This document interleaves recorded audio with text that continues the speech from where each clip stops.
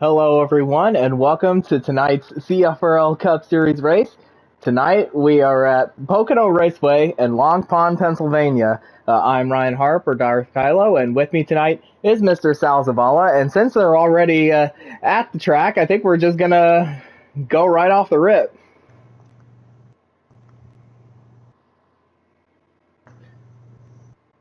So now, Sal, we are at Pocono tonight. It's the Tricky Triangle. It's a super speedway that, drives like a road course. So there's definitely going to be like plenty of different driving styles that these guys are going to have to adapt to as the race goes on. For sure, especially with how different all three corners are. Of course, turn 1 is modeled after Trenton. Turn 2, Indianapolis. And turn 3, the Milwaukee Mile. So some very famous tracks that Pocono is modeled after.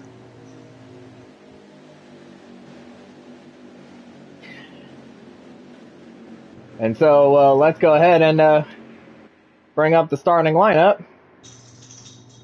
If I can find who's on the pole. And it looks like...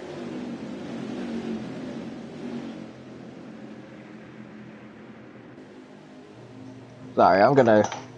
Alright, so... On the front row is Cameron Morris and birthday boy Tegan Jones. Row 2, Spencer Boyce and Michael Whitman. Row 3, Jared Haw and Kevin Hall. Row 4, Bradley Domer Jr. and Michael Fox. Row 5, Joshua Harris and Chase Loans. Row 6, JC Torado and Ryan Parsons. And then rounding out the field in row 7 is David Wessel and Anthony Peters. And as they're coming into turn 3, all doubled up for the start of the race.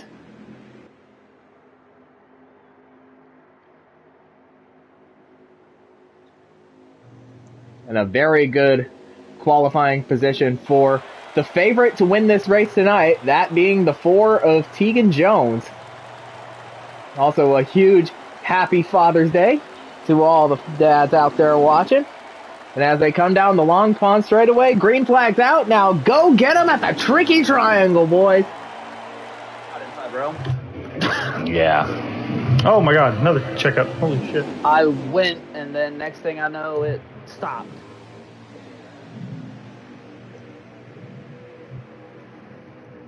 Oh, jeez, you guys checked out. Oh my God, Morris! Oh my God! Oh, I was gonna fucking say. I was gonna say, I got fucking fucking blasted. Holy. We're 3. We're 3. Yeah, we're 3. We're 3. Yeah, we're Well, the start of the race has definitely thrown a wrench into the works there as S'mores lagged out to start the race. So per league rules, since someone did lag out within the first 5 laps of the race, they'll go back and get them and try it again.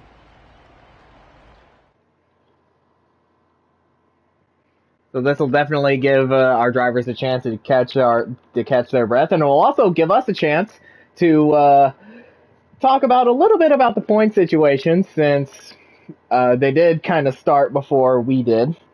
So if I can pull up the cup points here.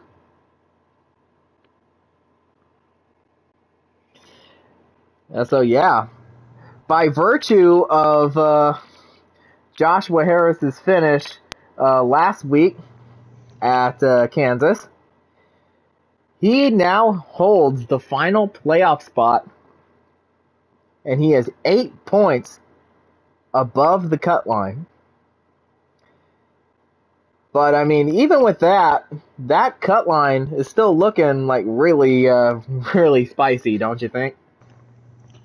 Oh, for sure. That is by no means a safe cushion or anything. I mean, certainly he probably feels a lot better about his situation now that he's not tied with anyone, but it's definitely not anything to be comfortable with. Yeah, especially since we have, I believe, 3 races after tonight.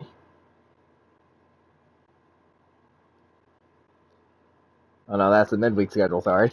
And yeah, after tonight, we have 3 more races. The Indy Roval, the Southern 500 at Darlington, and the regular season finale at The Place, Talladega. So there's still like plenty of opportunities for all these guys on the bubble or even below the cut line to start making some noise.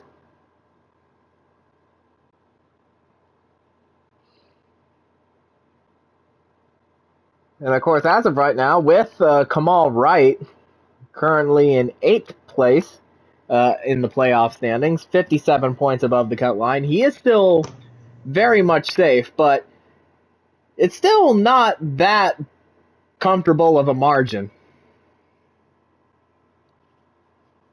Wouldn't you say, Sal? Oh yeah. None of them are safe. I mean, if you want to feel safe, you got to go out here and find a way to win at these tracks.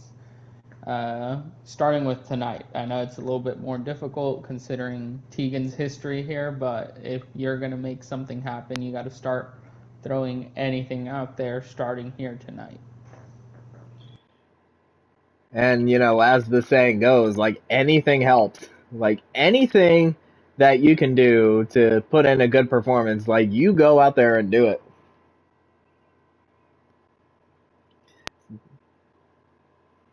I mean, I believe we are still waiting for Cameron Morris to get back online. As Whitman is still live, I'm going to go ahead and pull up a little bit more of the audio. Assume Miss Morris waited till the last fucking line. No, I thought we went kind of early. So I went as soon as he touched the fucking box, I went on my side and nothing moved. We shout out Cole Custer. Shout out the guys that moved Ty Dillon today. Yeah, Ty Dillon did get kind of butt fucked. Yeah, he did. I don't know what that's over either. Well, I think Blaney hit him, and Chase was just taking the corner how he was gonna, and he was like, well, fuck it. Like, I feel like every time you lift in this car, you're gonna get taken advantage of, so I'd rather him do that than let him get past. All right, Mike, I got one for you. Sure. It did make him look like a mob boss. Hardy Snyder? Sure. Yeah. It's in a particular interview of a sport that's not NASCAR that you might enjoy. Tour de France? No. Oh. I love the Tour de France. UFC? I'm going to put it in talk room. Here, let's see. I think it's motocross. I'm back, by the way. Welcome back. You look like a fucking Guido interviewer, Eli Manning. He's like, hey, how's your family, Eli? How you doing? You got any salami? It's a great throw. You had a lot of fucking pepperoni behind that. It basically almost went out. That's the Al Capone of pit reporting. Yeah, which is annoying because we just started the race. You can get some fresh Cuban cigars on M Block. But at least it was lap 1. If I get kicked out again, I'm done for the night. So. Yeah, Shane. If I get kicked off again, I'm done for the night. That's the rules. I think JJ Spawn just won the U.S. Open. Did he shoot under par? All right, they have gotten back into the lobby, and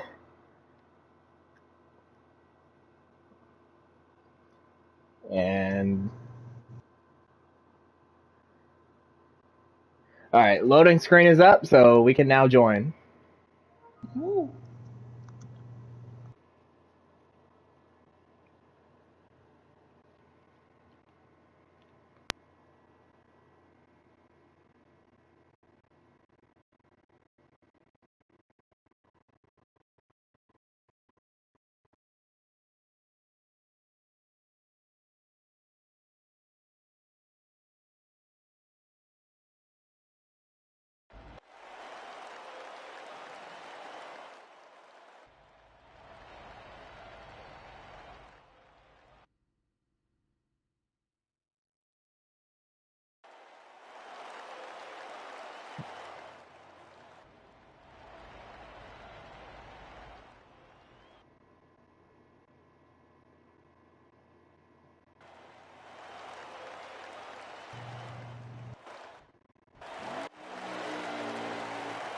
Alright.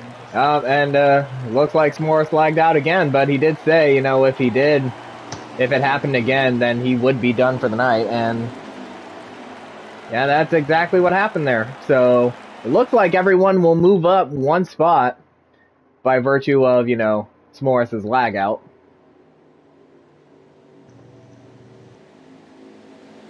To reload in here, because my game crashed the moment I started loading into the lobby.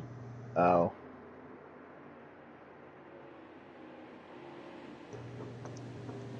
It looks like we're gonna have to try getting into the lobby again as everybody's wrecking.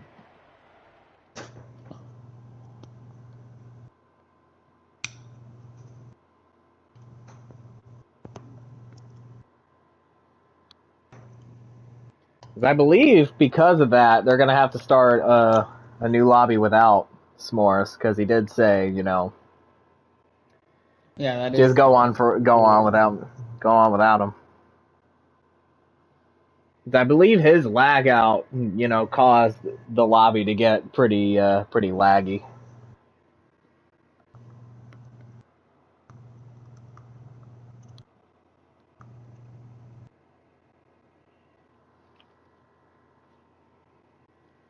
Technical difficulties to start the race. You can hang with me on. We're all parked on M block right now. Better watch your back, no though. reporter, better come over here. This is my block. If you see a man in a shiesty with a pit reporting microphone, you know who it is, and you can fucking duck. Wow.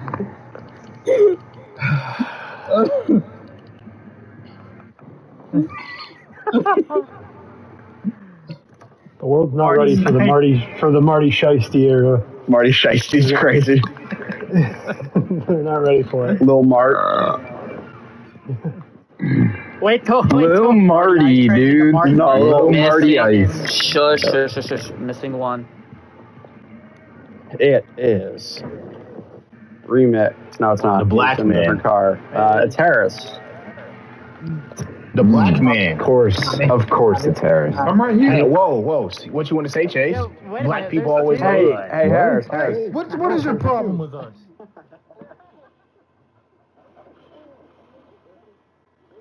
You just gotta love the jokes they tell in the lobby before the races. Alright, loading screen is in. So, we are in.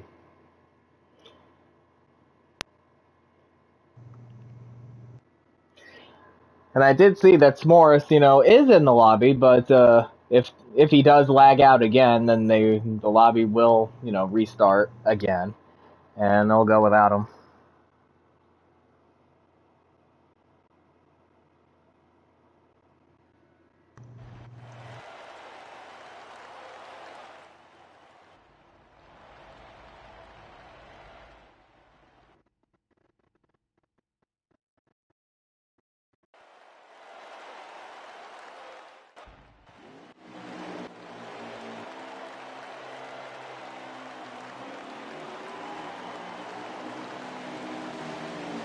Alright, everyone is in? Or is everybody's going to their spots?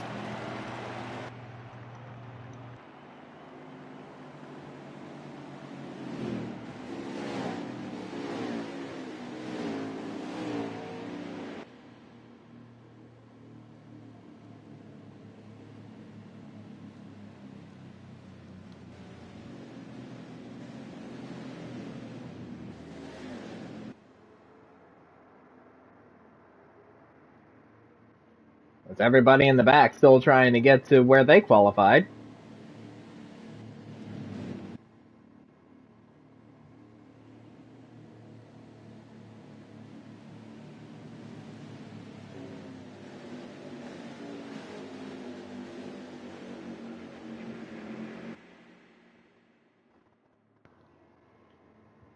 Yeah, but Joshua Harris, he's way down on the inside of the track, so I wonder what's up with that. Alright, he's in line. So we are getting ready to roll. And of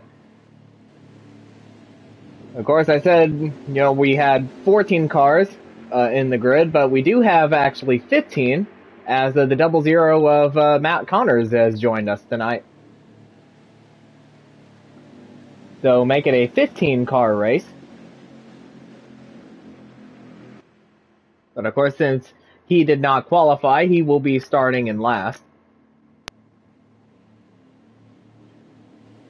So I say let's try this start again, shall we? Third time's a charm. So off of turn 3 for the start of the race. It is pole sitter Cameron Morris down low. Birthday boy and race favorite Tegan Jones up high. Down the Long Pond straightaway. Green flag is out. Now go get him at the tricky triangle, boys. Great job. I thought we were great fucking job. The 11 didn't go, and the 11 lagged out. I like that. Oh my fucking god. Oh my god. So we gotta start again? Yes. Yeah, because it's over, which means S'mores gets another chance. Well, he didn't lag out this time. Now it seems like the internet issues have passed on to the 11 of JC Torado.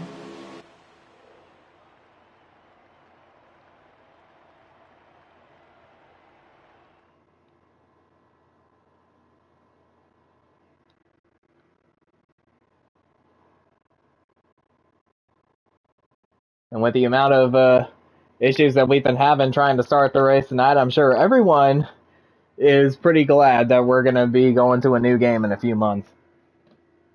Oh, yeah.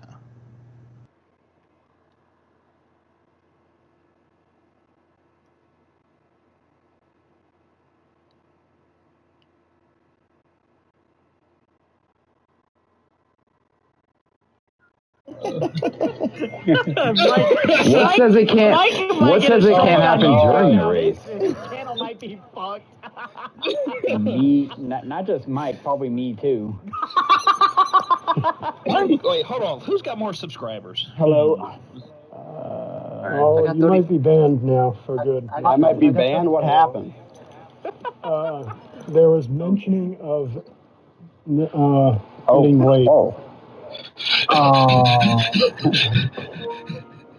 JB. You might be banned.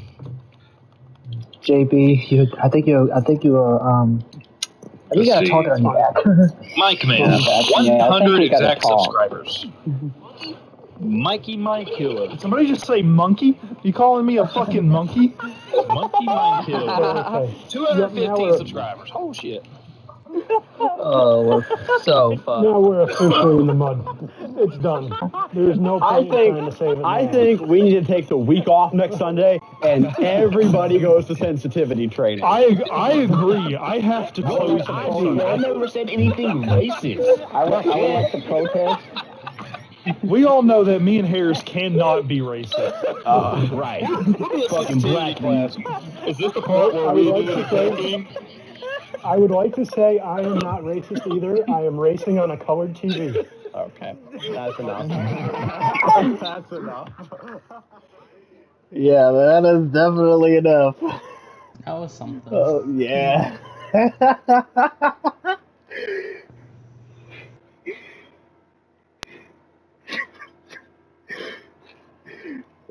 I'm sorry, that is just too funny.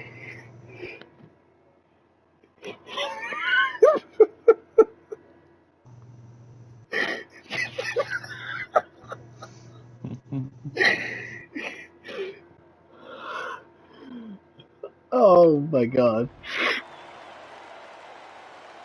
I am not racist because I'm using a color TV.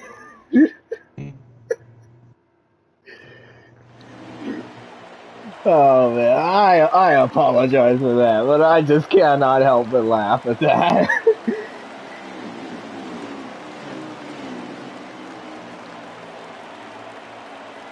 So that will make it fourth time, hopefully.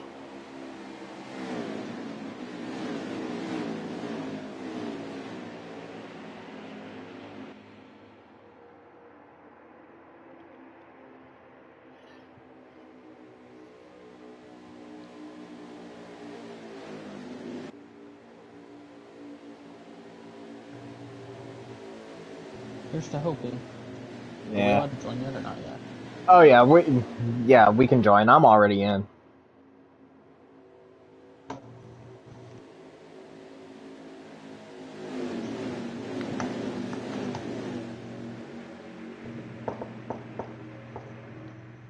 Oh snap! I accidentally did that in my dog now. Thinks there's someone at the door. Oh. Oh, that's not good. It's fine.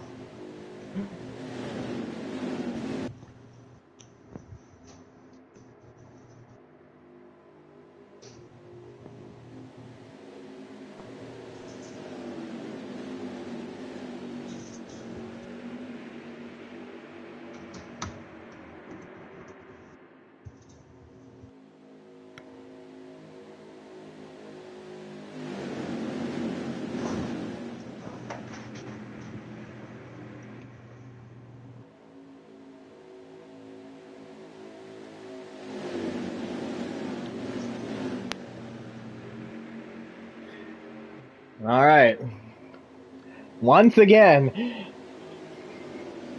they're coming off of turn 3 for the start of the race. Cameron Morris, the pole sitter, on the inside. Birthday boy Tegan Jones on the outside. Down the long pond straightaway to the Geico restart zone. Green flag is out now. Go get him at the tricky triangle, boys.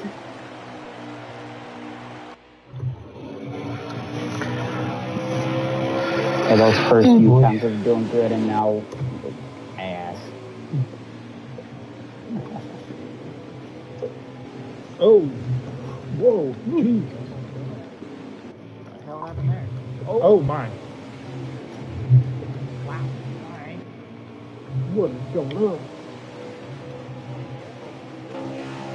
It's a great question.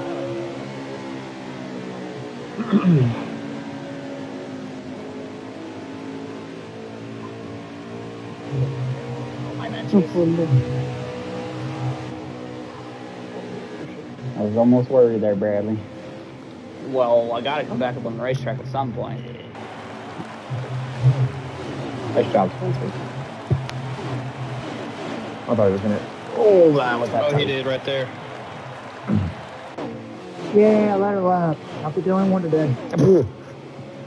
Don't hit him. I'm trying to push you.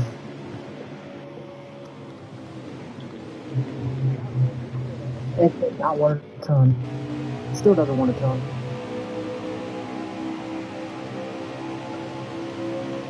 Ooh, Tegan was on the apron.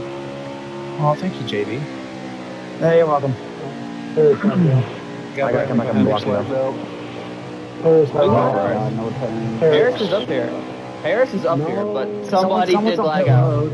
Someone's on pit JC, road. JC lagged out the 11 lag. Okay, so Hey, Maddie, not trying to get to your inside here. Don't say that unless you know for sure. That actually scared the fuck out of me. Well, it's the 11. Yeah, that's what it was. I saw the 11 lag out, and I was just under the interpretation that it was Harris. Okay, I did see somebody lag out for sure. Actually, let's do that for once. Let's do it wide. Morris, if you lead a bunch of laps, I do not want to hear it every single time you cross the line. Just saying. I just went two. Just so putting that information out there. That's the only two I lead today. How about that? It doesn't matter anyway. I got one. That's all that matters. I'm happy I got one. Or 3. Almost. Okay, Spencer. Jesus Christ. Sorry. Rolled through there perfectly got back up fine, here, gave didn't we, me Ryan? plenty of room, and then fucking...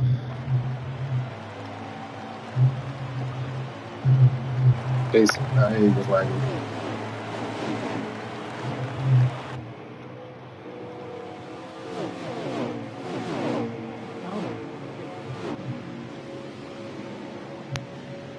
Someone needs to retire. Just gonna put that information out there. Oh my god. God, no turn. Holy fuck. That was a really damn entry. Ooh. Yeah, I know. That's why I said, oh my god. Yeah.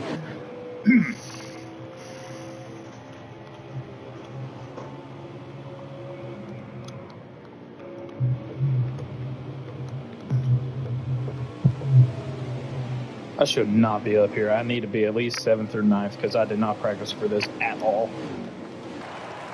I lost the lead pack because I got tore up the racetrack.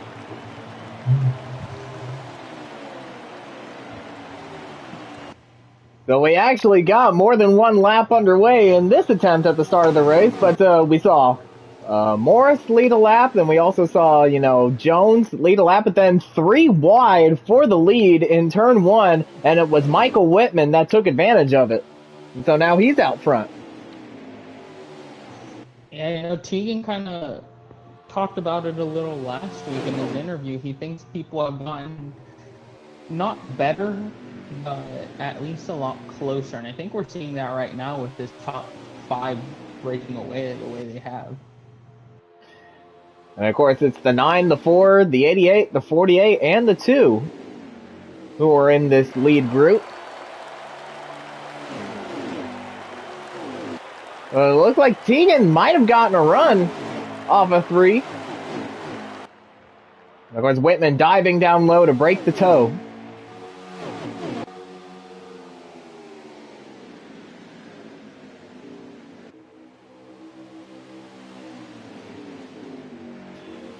Now, of course, I did say that, it's a super speedway that drives like a road course. But of course, that applies to the real life version where the drivers actually have to downshift in some of the corners. But here, you can pretty much get away with running in 4th gear the whole time and you can still carry a lot of speed. Yeah, it's all about basic. You have to get through these corners perfect in order to be able to get away with that. So it may not be tricky in terms of shifting your car for the corners. It's definitely tricky in terms of how you enter and exit them in this case.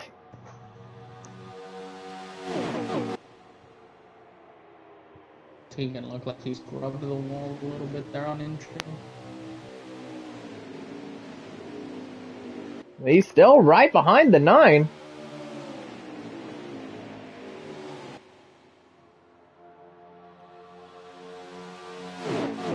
Of course, Jones is the meat in Hendrick's sandwich right now. And the 2 S'mores starting to fall back a little, so now we're looking at a 4-car breakaway. Yeah, Morris, the pole setter, he is slopping back. I mean, team's just building up the runs, trying to see where the best spot would be to make the pass.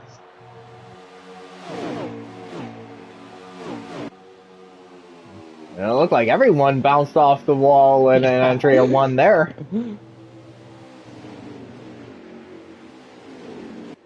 Oh, Jones in the wall. He got way loose off of 1. There's a bit of overcorrecting there. He had it saved and then just sprung back to the right. He is still going, and he is still in the draft of the lead pack. Trying to go back around Morris for 4th.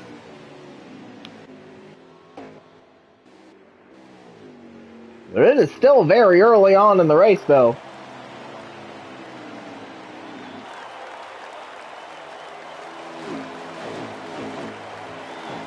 So now it is Hendrick. 1, 2, 3 here at Pocono.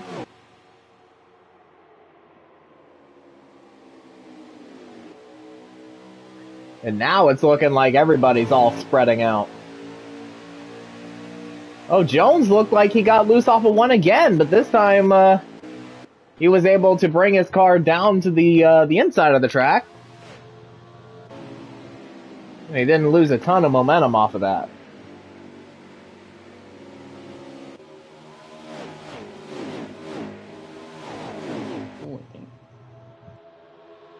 Okay, no, that was probably on my end. It looked like everyone lagged for a bit. Yeah, definitely could have been on your end because everyone looks fine on my view.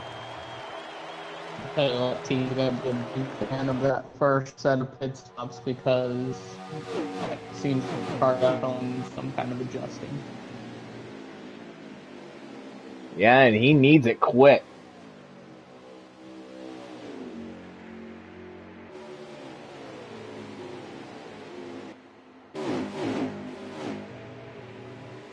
Yeah, even though the front 5 have spread out, everyone from 6 on back is still fighting for position. Of course, that second pack, led by the 24 of Bradley Domer Jr. Look, this is a nice little battle back here.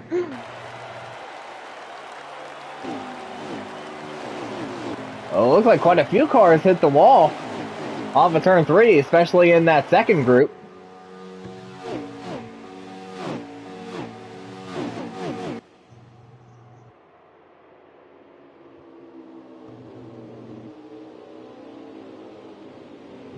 No, there's Parsons. Underneath. Oh, Harris got loose off of one, and that pretty much accordioned everybody behind him.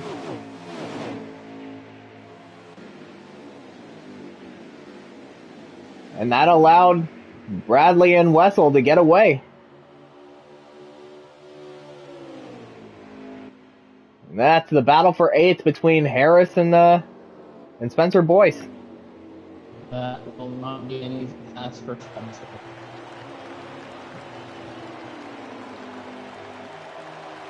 Yeah, certainly not.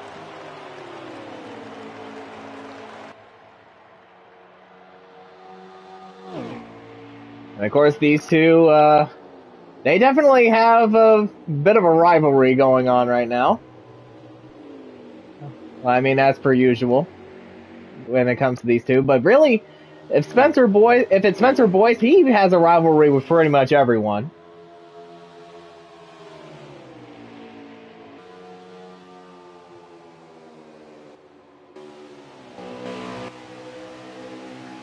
And meanwhile, out front, it is still the 9 of Michael Whitman.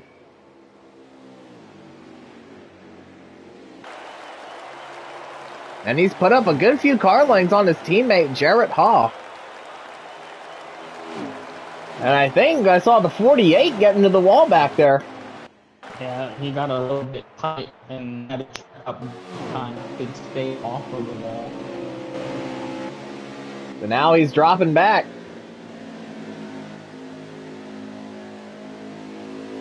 Put him down to 7th. Battle here tonight for right between Ryan Parsons and Spencer.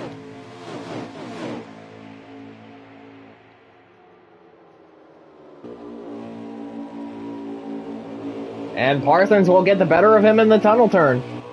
As will the 22 of Michael Fox.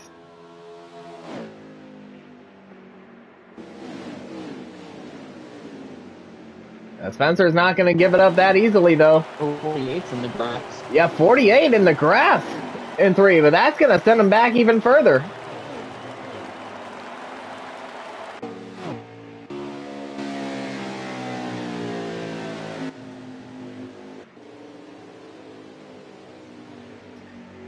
Well, Whitman's still out front, but it looks like the 88 has gained on him.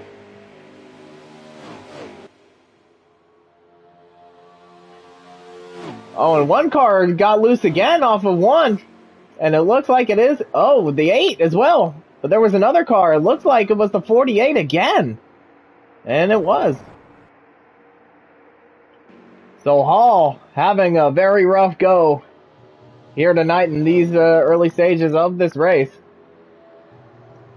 The 8 of Anthony Peters as well.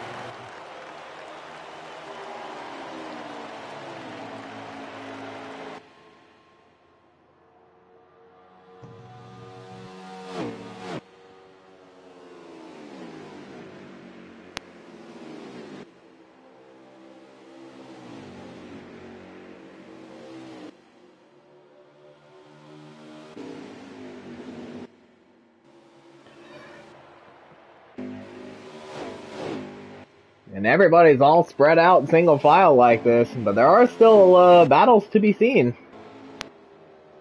around here. And look at this battle for 3rd between the 2 of Cameron Morris and the 4 of Tegan Jones.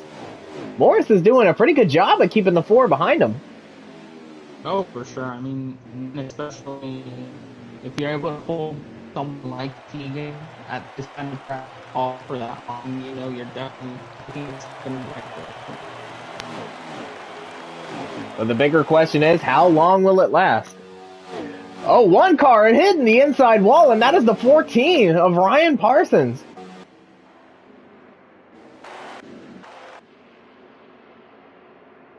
So something definitely happened to the 14 there, as he just shot to the left into the inside wall.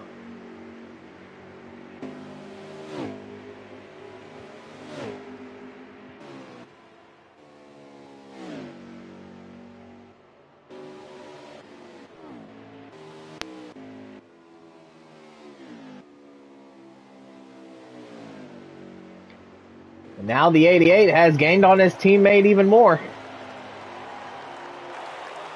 Or at least that's what it looks like. And as we see the 9 breaking that toe, or it looks like, yeah, I think the caution's out. So it might have been a lag caution involving the 14 of Ryan Parsons and another car.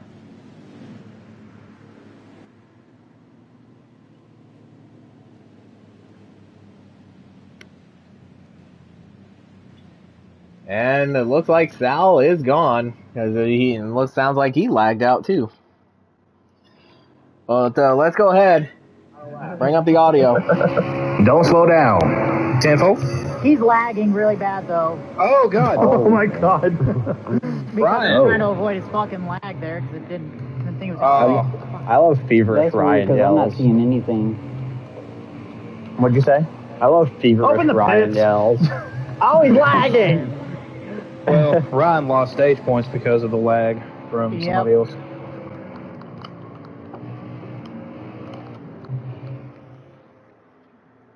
And yes, that definitely confirms it. It was a lag wreck. So that's an automatic yellow.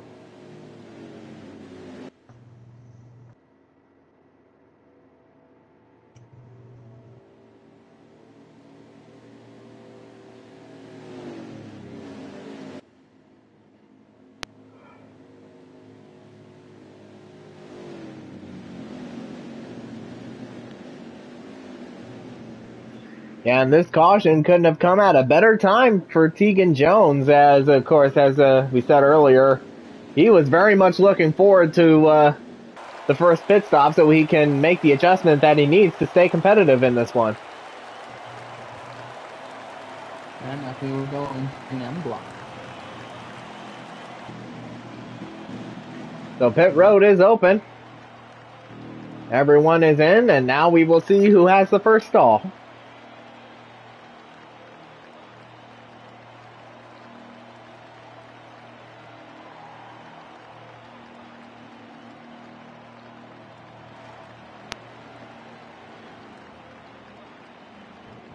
And it looks like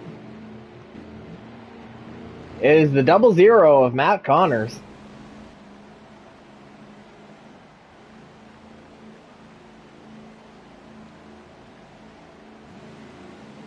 And we'll see who wins the race off, and it is the 88 of Jared Haw.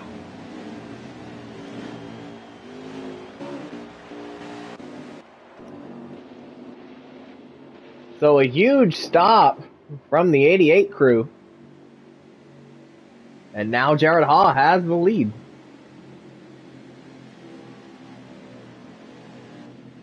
And he will take the outside for the restart.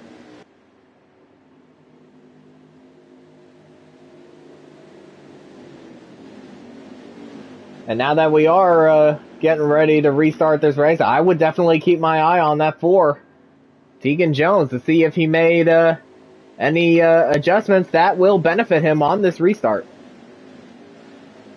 Yeah, he has. This guy adapts so well to these races and is able to keep up with his car so good.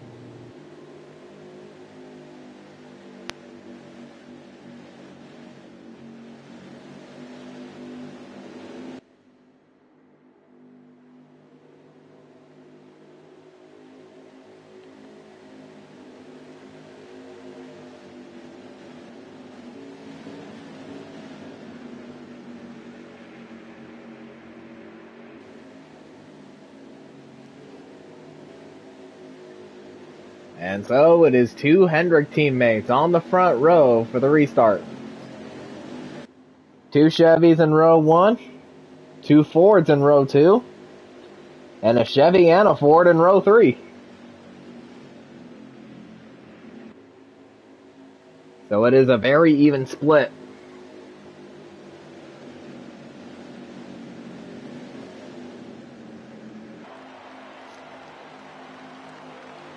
And as they come down for the restart, it is the 88 on the high side, the 9 down low. And the green flag is back out.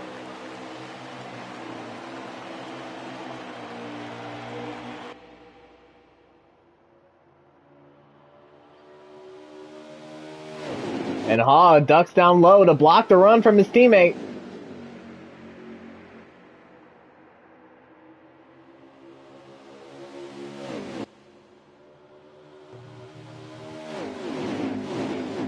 And everybody just fanning out.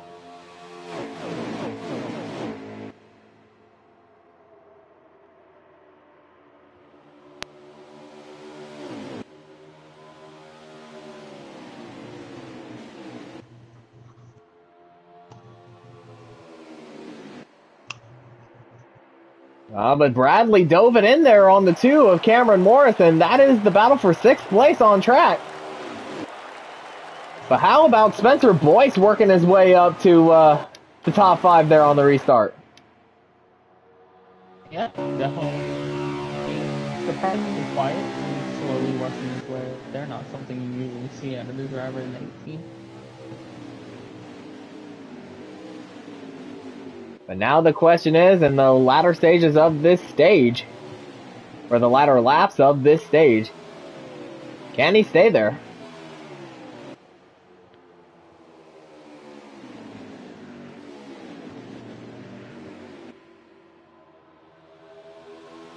And just like at the start of the race, it's the top 5 that have broken away from the rest of the field. And everybody from 6 on back is just all bunched up.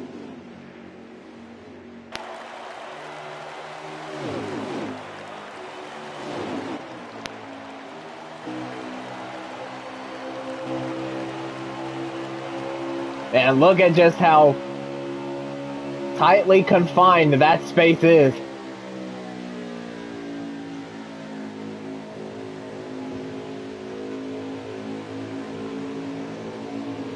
Oh, Fox in the wall, and he's got into the 48. And now he's in the wall, and Matt Connors gets involved. So it looks like the caution will come out once again, and this will be the race back to the line.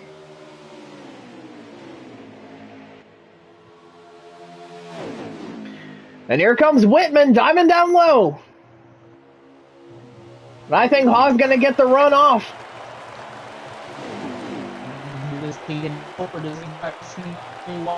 There he goes. I think the 9 got it. Yeah, Michael Whitman.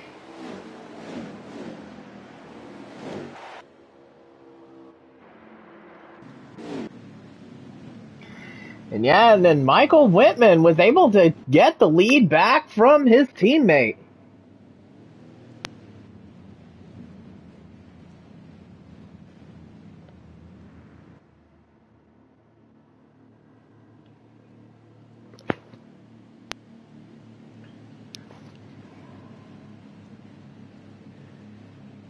Well, we're going to go back and listen to the audio because that might have also been the end of the stage, but we'll see.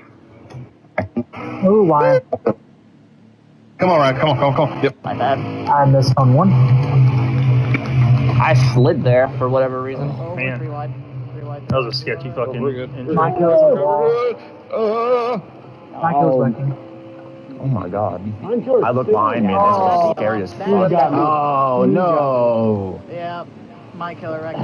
Motherfuckers need to hold the fucking brake. That's what I'm saying. Whew. You got stacked up, and then it was forced 3 wide, and my killer was the victim of circumstances there. Yeah, I got door in the wall. Say the line, Ryan. Oh, Lion. Oh, got it. Damn, that was close. Come on! Good run, Jamie. I got 11th. It's just hard to do anything when you slightly check up and then everyone just yeets it. I mean, I saw somebody down low and then they must have came back up. That was.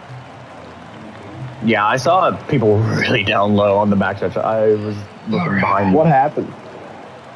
My killer got through that and I kept hit on the like wall 3 and I was wide. trying to get control of my car, but You overcorrected, then you went into the wall. yeah. Well, he's gonna will, so Well, you heard it there. Kind of like what happened with Tegan Jones at the start of the race. You know, he just got loose off of one and overcorrected into the wall.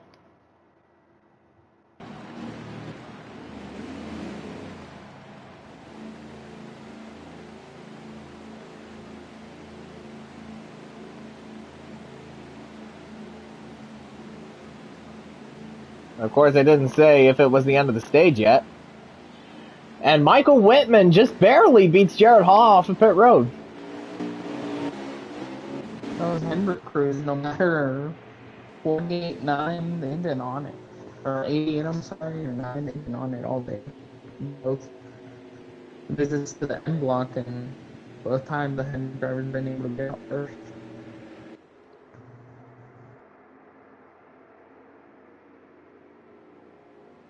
And I believe they are coming down to what will be the final restart of this first stage.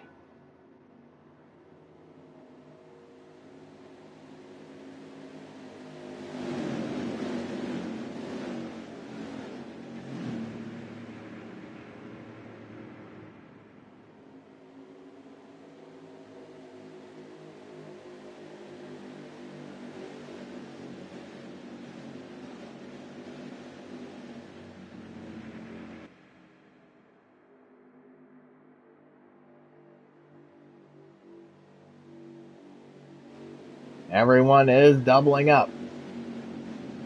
And Whitman, like Hall before him, has elected to take the outside for the restart.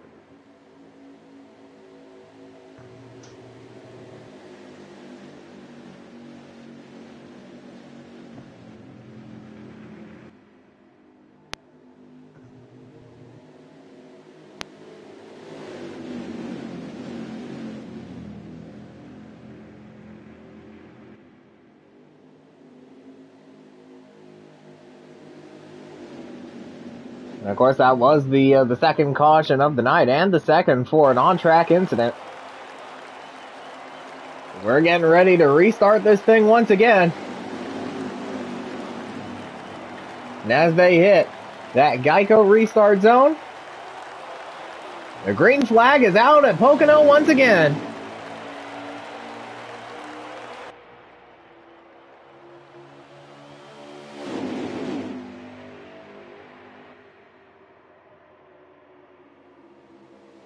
And Whitman dives it down low to block the run from his teammate, but here comes Joshua Harris up high. He's got a run. Might get the run. Might obviously trying to give his brother his teammate in 88.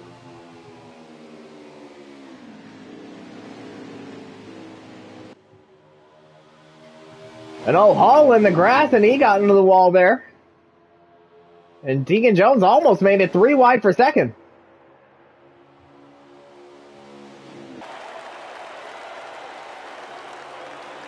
Whitman got in the wall off of 3. It looks like everyone got in the wall off 3. Here comes Harris for the lead. They're 3 wide, almost 4 wide for the lead. 4 wide. And how about Tegan Jones taking the lead off of that? Hall on the wall. Spencer goes down low. He got loose off of 1.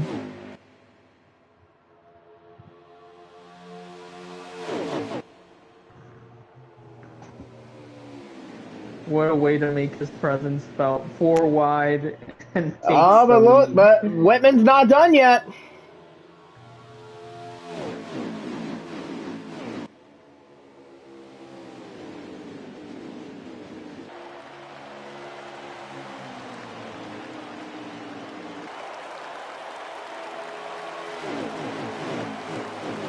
Well, Whitman does still have the draft, so we might try to get a run into one.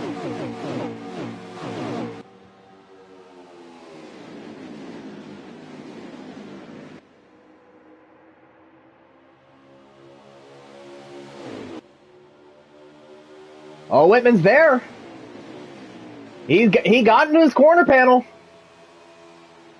They're side by side in the tunnel turn. And Michael Whitman retakes the lead, but Tegan Jones with the crossover. This is incredible racing by two of the best in the CFRL series right now. And Tegan Jones hangs on to it.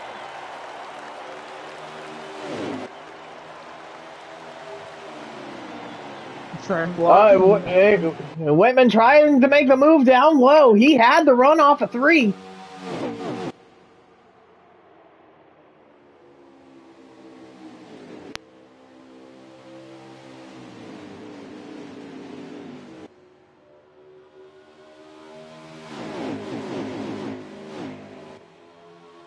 But now Whitman is a little bit further back than he was the last lap.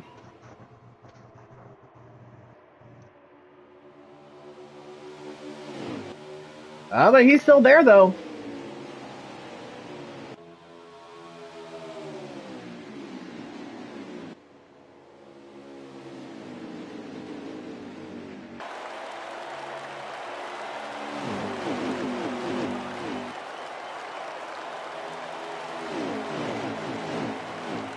And it looks like Whitman might have the run once again.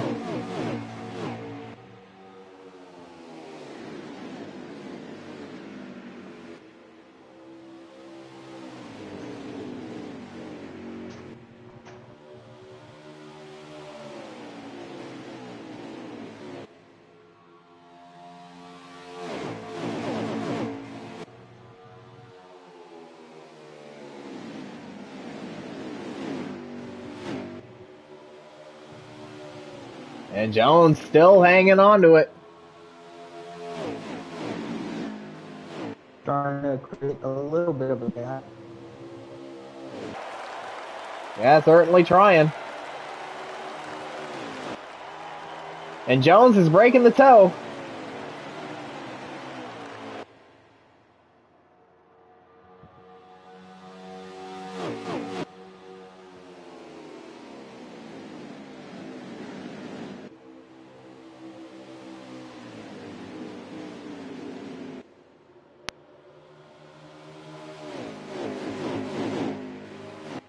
And Jones again, trying to break that draft. And he has really pulled away.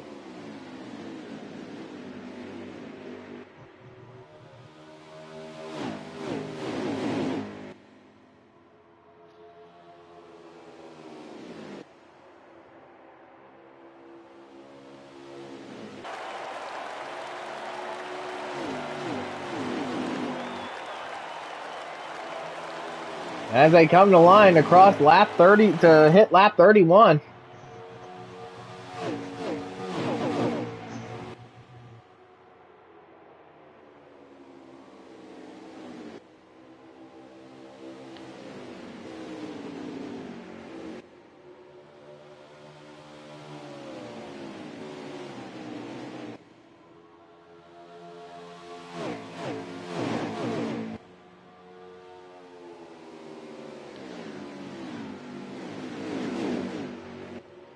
And pretty much everyone from third on back is just in one big cluster.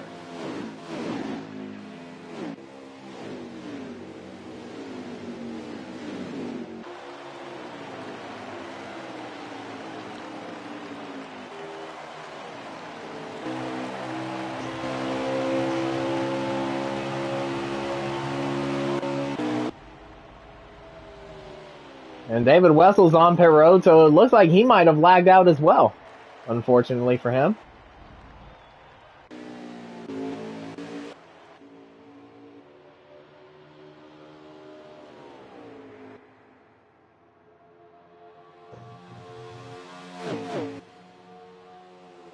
I mean, Whitman is still there, and he is still in Tegan's draft, so as long as he's still in that draft, he has a chance to get back around.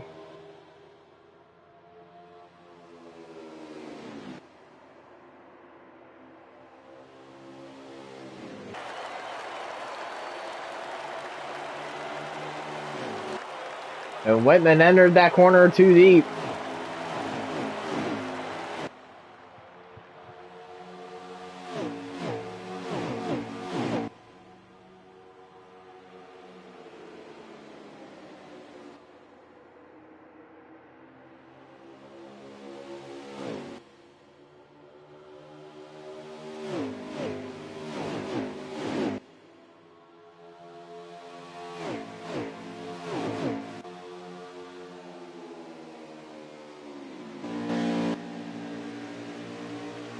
Oh yeah, now Tegan's pulling away again. Oh, Parsons looked like he got loose off of 2. I'm not sure if that's a 1-car wreck, but with so far, we are still green.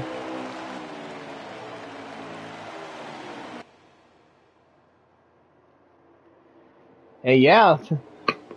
And I believe that might have been the stage there.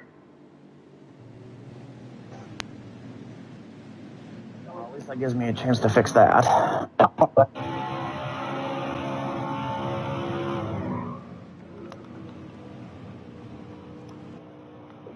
gonna get confirmation. Oh, that's fine. That's fine. I had Oh, no my, turn. that's a yellow, maybe. Oh my. Maybe? What is it? I mean, yeah. He put it might kill him getting on the wall because of it. Don't just say yellow and then say maybe. I wasn't I sure. about cooked a corner because I wasn't. I mean, I kind of wasn't sure that. I got loose as shit, hit Mind Killer, and put him in the wall, and then. Yeah, because I know. Well, at least that gives me a chance to fix that. I know because I know we've had cautions like that in the past. We didn't call it, so I wasn't sure. So. Yeah, I'm already getting loose, so I think I need to tighten the car up a little bit. Car's really good. my car's So is mine, just I got damage to fix. I just wish I had more speed. What damage do you have? I got walled. I'm trying not to kill Ryan and I know what, so we don't like, have to what reopen the part of the fix. car? It's right side. Okay. They see me rolling, they hate to rolling, catching me riding dirty. Oh my god. That was kind of scary. God. Oh, That he's was dead. tricking. That's why I couldn't really tell if that was the end of the stage or not. So I think it might have been the last caution, which I believe was the Parsons lag wreck. That might have been the stage. So the pit road is open and everyone is coming in.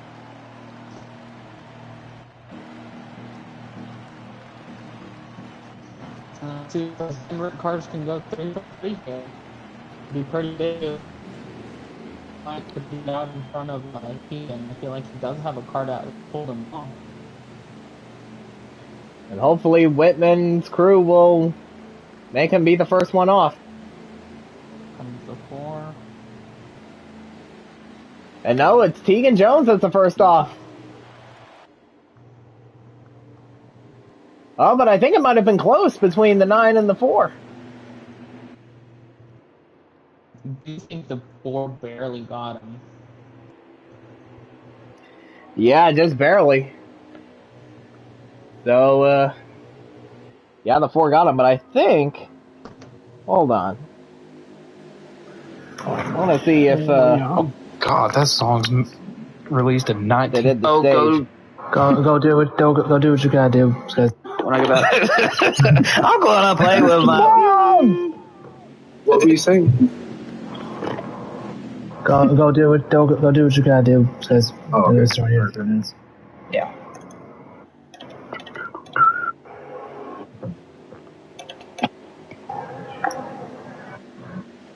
That first one. Hello. Series shirt. Picked out of town. Lost 8 out of 10. Got swept. We're tied with Robert McIntyre. Tiger Woods. I cut the road course. Move someone out the way. 5. I gotta find it. I lost it. Okay, stage night 17 to 18. Well, that explains it. It was 17 to 18. So it was pretty much was the Parsons lag wreck that served at the end of the stage.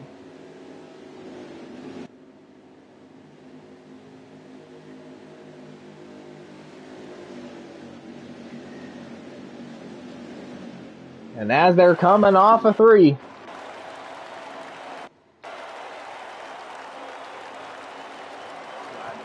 And as they come down for the restart, it is time to crank it up because I didn't know what stage it was. Check up on the outside. Wow, major check up on the high side. It was Junior before it was Chase. Oh, yeah. I thought Jeff had it, too. Trying to be careful here, Kevron. Yeah, I'm backing off. Check up. Because somebody's taking it down really low. Oh, my God, Chase. Oh, I about killed Mike. I don't want to go 3 wide. I don't want to go 3 wide. Oh, I about killed Harris. I don't want to go 3 wide. That was very close. Thank you. I'm trying to let you in. You're not clear. Oh, that was very close. Appreciate it. Yeah. You're glad we didn't wreck there? Yeah, I thought I was. Yeah, I mean, it was by, like, inches that you weren't clear. Hey.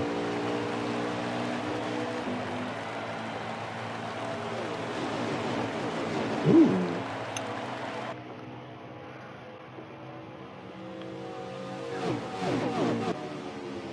I'm going too fast. Almost 200 until 1. That's normal. No. Don't slide up. Sorry.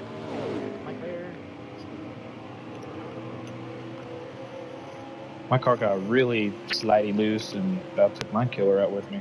Sorry, Fox. Ah, you're good.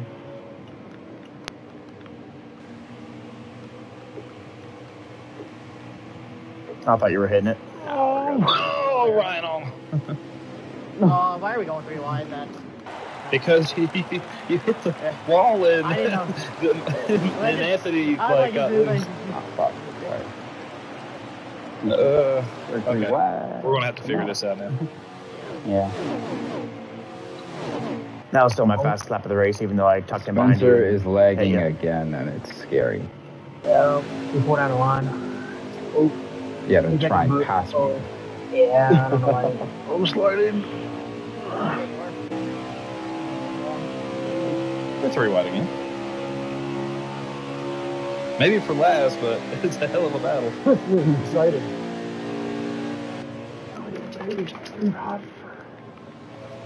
I got JB. I got to that tunnel really good. Holy fuck. I'm really struggling through there right now. I don't know why. I have 320.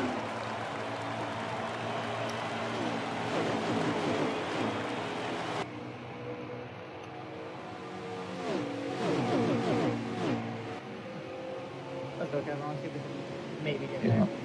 This is fucking bullshit. I'm half a second behind Spencer and I'm not getting any draft.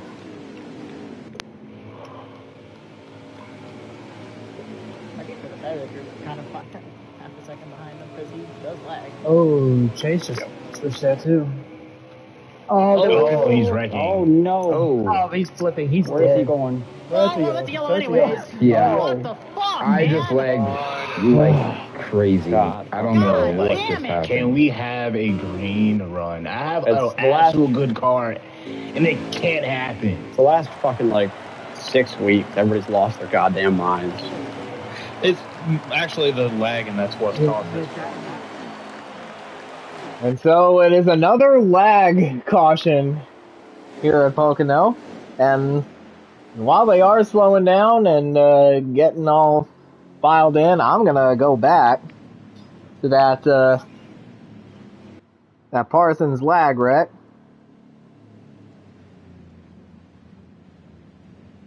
to kind of get the results for the stage here.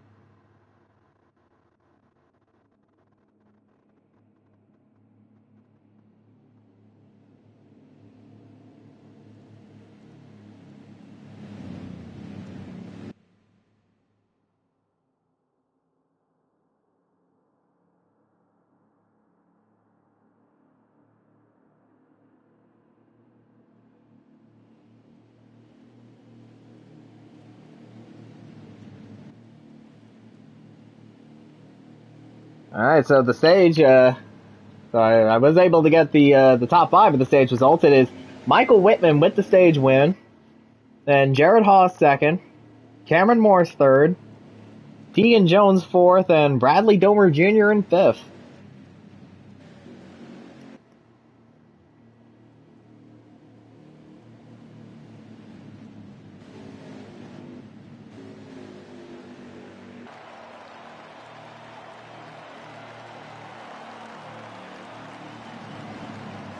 Well, I mean, at least that was all that I could get out of that. So, but pit road is open and everyone is in once again.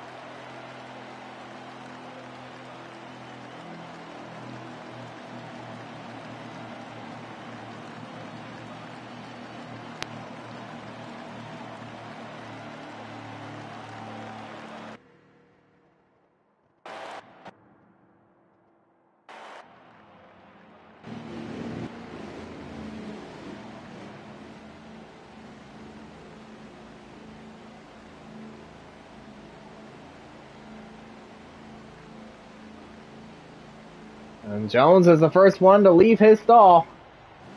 But he has the momentum, and it is Tegan Jones that once again wins the race off of pit road.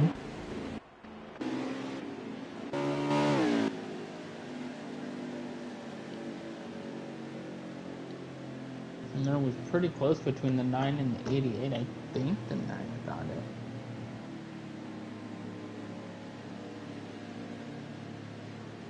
Gonna go back a little bit and see. And yeah, it looks like the 9 just barely got in second.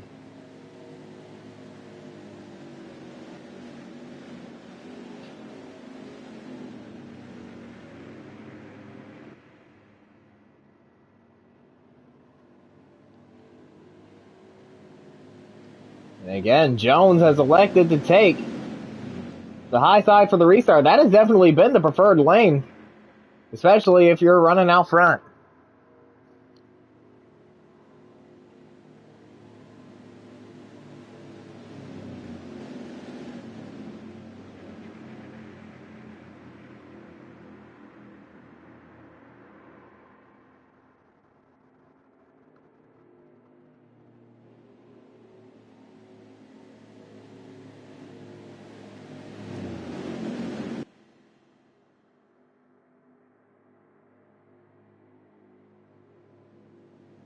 Everyone all doubled up, getting ready to restart this race once more.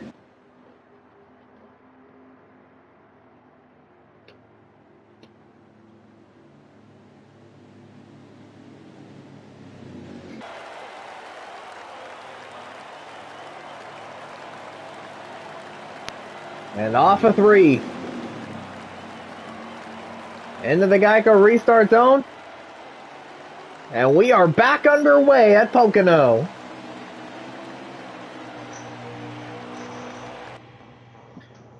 It looked like a very even start between the 4 and the 9, but it looks like the 4 is gonna get the speed down into 1 to clear him, and he will.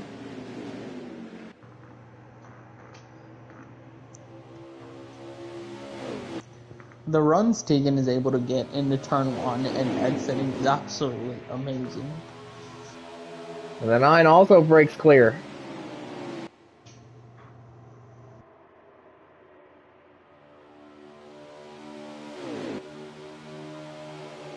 Well, Whitman looked like he had a pretty good run through the tunnel turn there.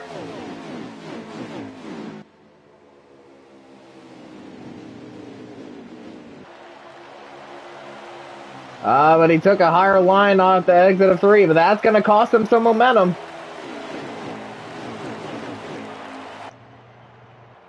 But thankfully, he does have his teammates behind him to help him out.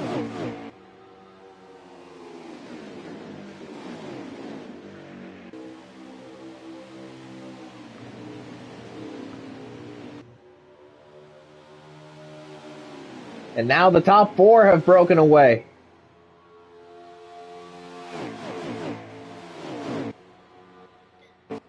And it's a battle between the Penske teammates for 5th as Cameron Morris is trying to hold off Joshua Harris.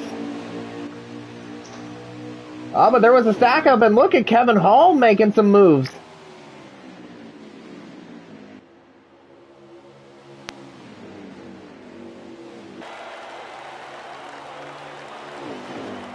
Yeah, but he was only to get 1 spot out of that, though.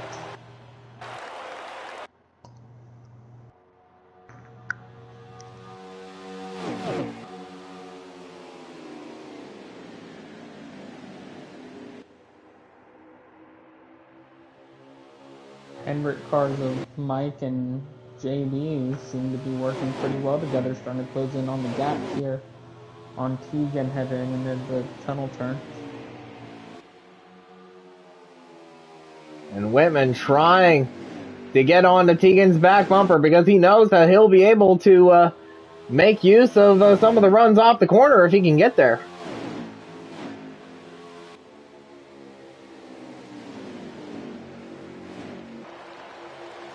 And he tried it. He just got, washed up there.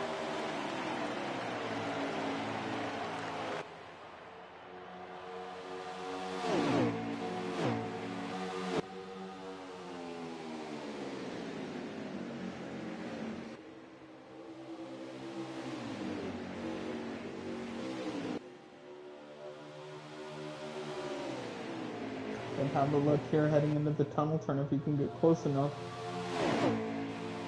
Yeah, but that move might not come until after the tunnel turn.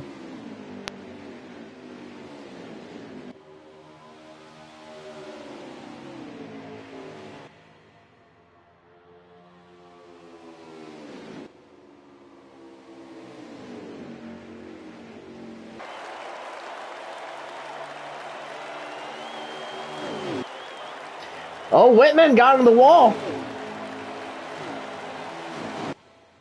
But he has not lost any ground. He actually ended up gaining some back.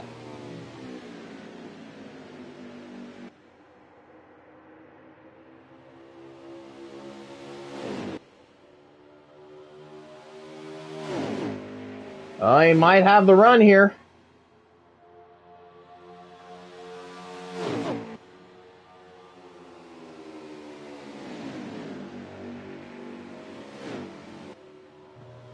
Oh, here he comes on the inside. Oh, but he tucks back in line.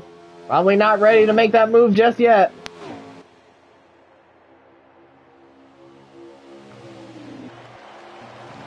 He is still there, though. He is right on that bumper. With help from his teammate, you gotta think wherever the 9 goes, that 88's gonna follow.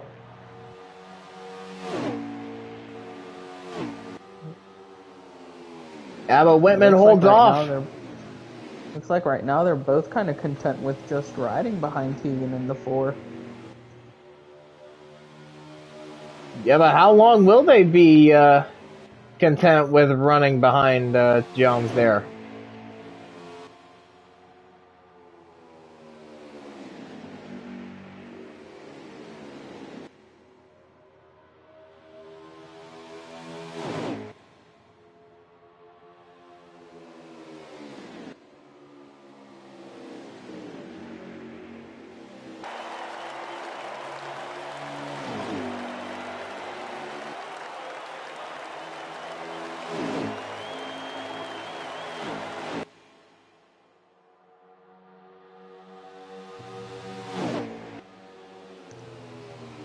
And I do believe that they run on a lower draft intensity setting, so it is a little bit difficult to get the suck. to the back bumper of the car, so you pretty much have to be right on their back bumper in order to really feel it.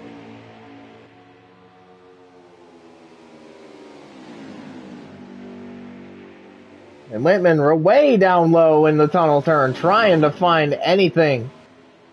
Almost paid the price there on exit. He was aiming straight for that wall, but able to get the car woed up enough to not slap it there.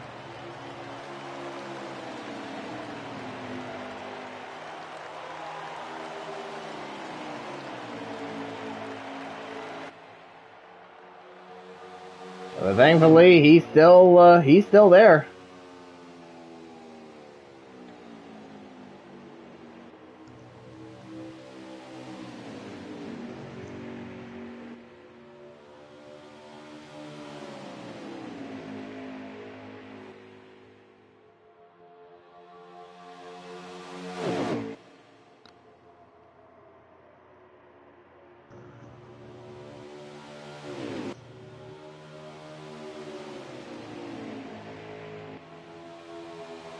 And of course, it has become a 3-horse race between the 4, the 9, the 88, and Whitman has a look.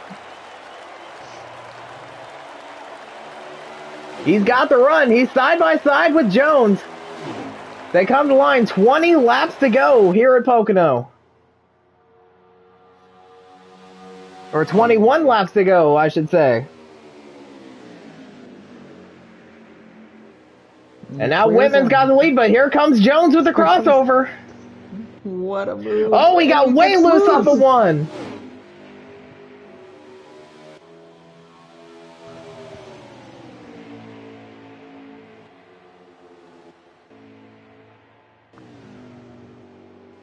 So now Whitman to the lead once again. Now what does JB do? He looks a little bit faster here. But will he try to make the move on his teammate or block Jones to help Whitman get away? Shades of last week, just roles are reversed now. Remember, Michael helped kind of defend Tegan there at the end of the race to kind of help JB.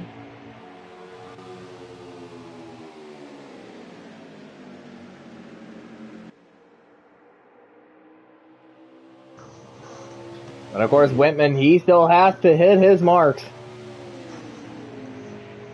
As we now have 20 laps to go. So a track as big as Pocono, 20 laps is still plenty of time for something to happen. But of course, you're probably going to be running out of time. But now Tegan, he's trying to get around Haw for second.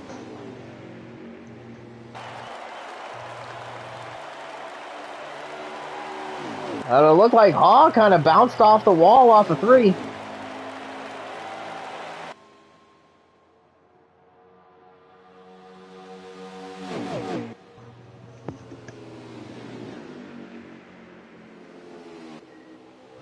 And it looks like now it's looking like Haw is blocking Jones to help his teammate break away. Or at least that's what it looked like from that angle. But of course he could still make the run on him.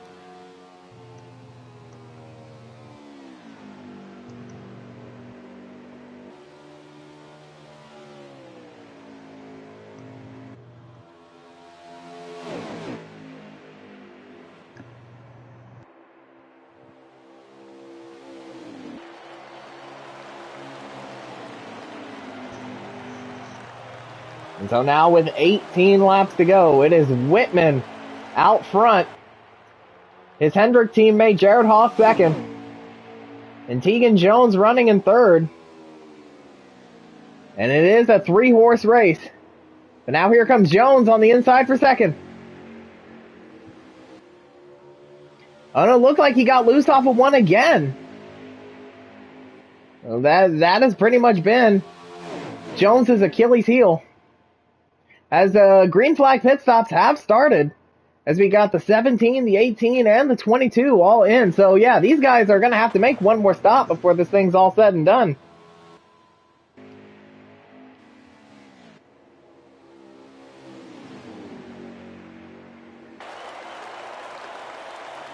I actually think all three of those have lagged out.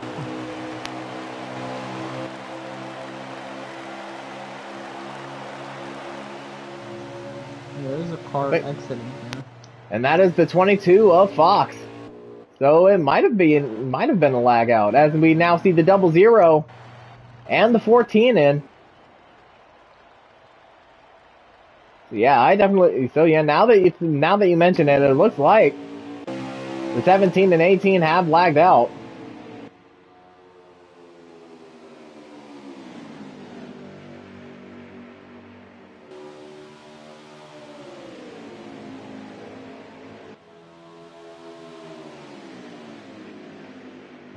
But now, when will the leaders hit pit road for their final stop? And if you're Tegan Jones running in third after leading a good chunk of this stretch of the race, you're basically hoping for a good pit stop to catapult you to the lead. Which, I mean, the Stewart-Haas crew has been right up there with the Hendrick crew today, so it would not surprise me if he's able to get that job done. And as we saw Matt Connors coming off the pit road, he had to get into the grass to avoid getting involved with the leaders' battle. He just got out of the way. Mike's heart dropped. Yeah, I bet it did. As we see two more cars coming off of pit road, and that is the 2 and the 8.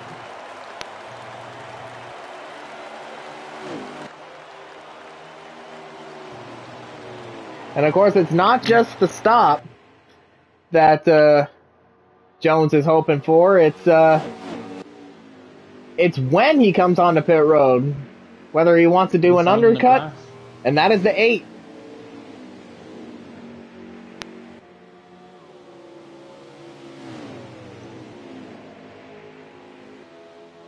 Let's see here who blinks first.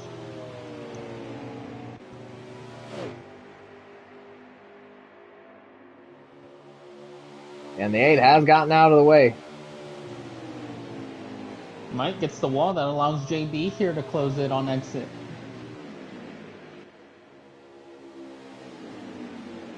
But it's Whitman who still has the lead. Here comes JB into pit road. So the 88 of Jared Haw is on pit road.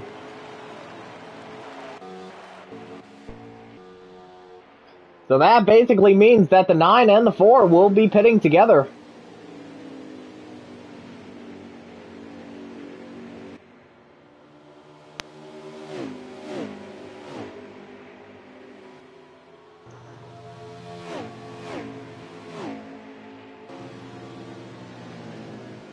Either that or Jones will stay out an extra lap.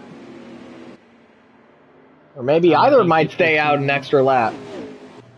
Tegan really closed in the exit of the tunnel turn there.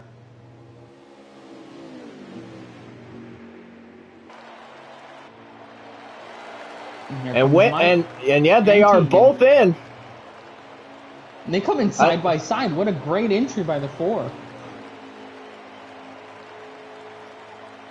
And they are phasing through each other. That's how close it was. And again, just hoping for a fast stop to get him out front. And it looks like they will be taking 4 tires and fuel.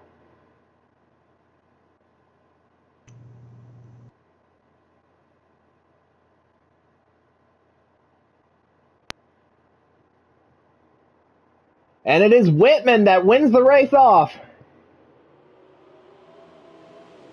And here comes the 88 with speed.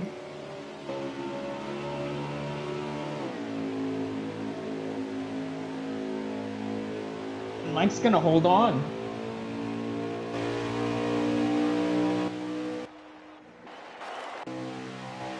So Michael Whitman holds on to the lead.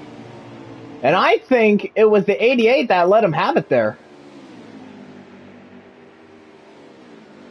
Because, of course, like we said last week, it was Whitman who was defending Jared Haw in order for him to get the win. So now this is more like a, you scratch my back, I'll scratch yours. But as I say that, Tegan Jones is now up to second.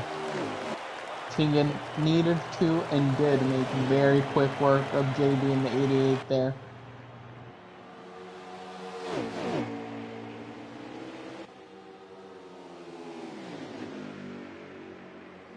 So now Whitman is not going to have any help from his teammates. He's going to have to fight Tegan off on his own.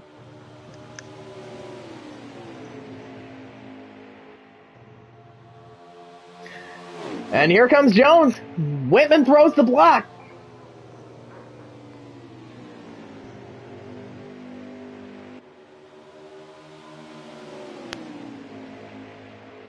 And Whitman trying to break the toe. And they are side by side in 3.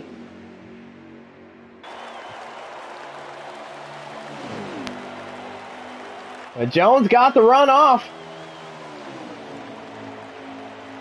And they are really diving down low, trying to break that draft. Side by side into 1. And they are still side by side. Anyone else in that top lane would not be able to make this work, but Tegan has found something on that outside lane, and the car just seems to be so much faster than it is on the inside.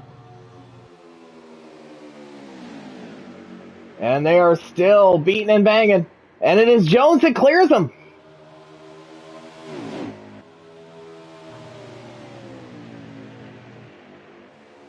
So coming to 10 laps to go, Tegan Jones has retaken the lead.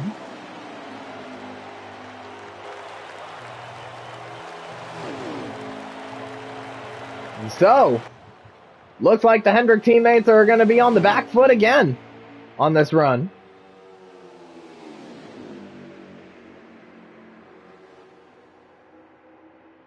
We've seen this 4-car be very good on the short runs, and then as the run progresses, that's where Mike and JB seem to really find their footing. Let's see if this is able to continue the trend, or if Tegan finally got his car hooked up.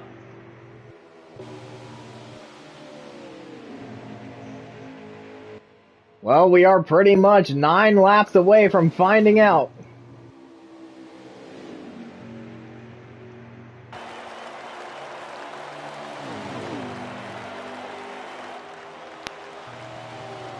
And now they cross the line with 9 to go.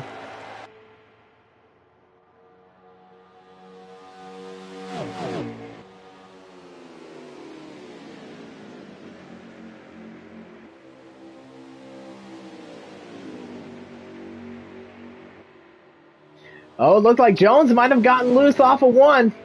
Either that or he just dove it down low to break that draft. Like we've seen him do so many times today.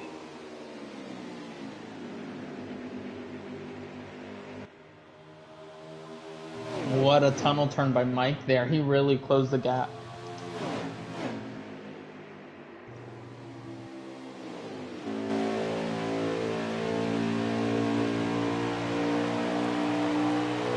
And off of 3, it is Jones, again, diving down low. To try to break that draft, but looks like JB is dropping back.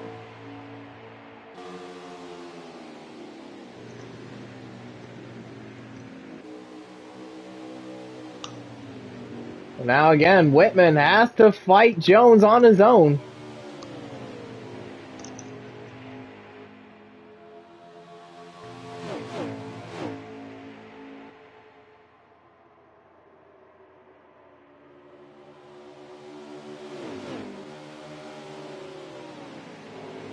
And of course, Whitman is trying to close up, but he doesn't want to force himself into making a mistake.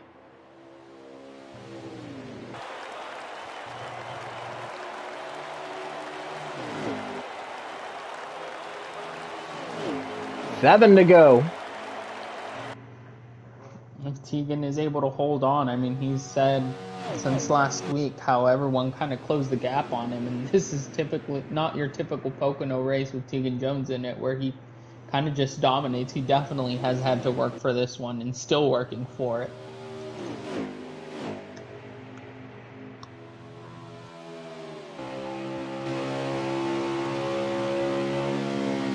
Yeah, this is certainly the hardest Pocono race that he has ever run.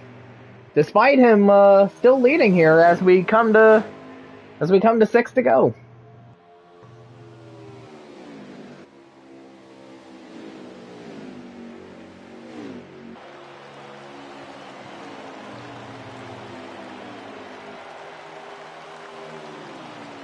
So yeah, 6 laps to go.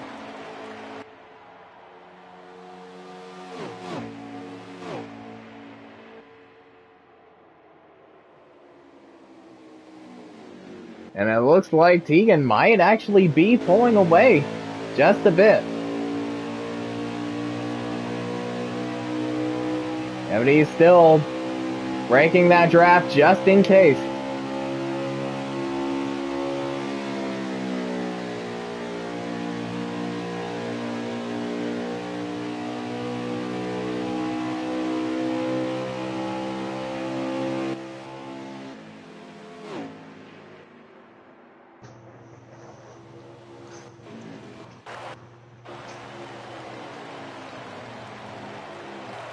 And here they come to the line. 5 laps to go. No more cautions.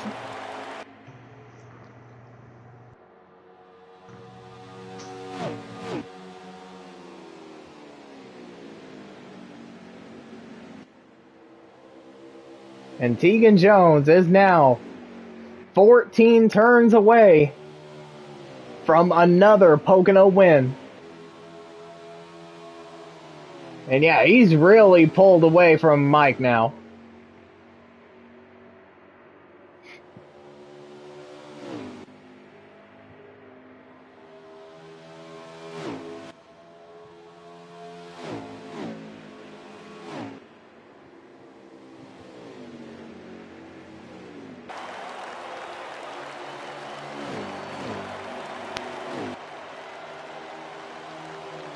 Now we have 4 to go.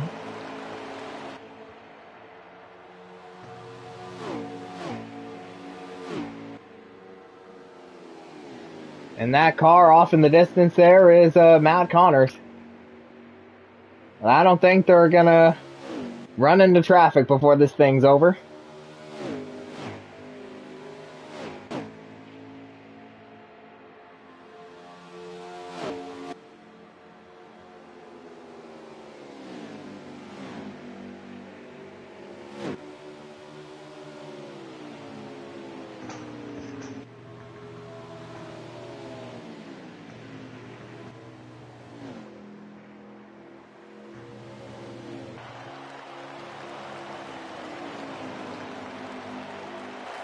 So now we have 3 to go. 3 to go, and the gap seems to be opening up here.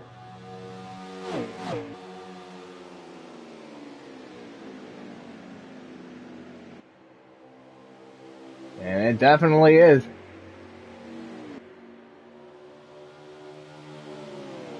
And Whitman trying to give everything he has in order to run Jones down, and he is running out of time.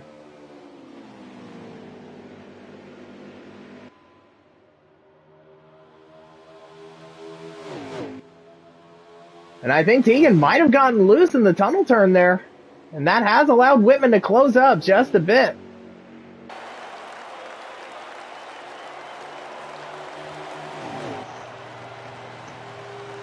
Both of these drivers trying their best, Mike Man, to close the gap, which he has done. He is basically almost 2 to go. there. Yeah, we now have 2 laps to go, and yeah, Whitman is there. So this thing's not over yet. Trying to play spoiler on Tegan's birthday. Here he comes. He gets in the back of him. Contact. Whitman almost lost it.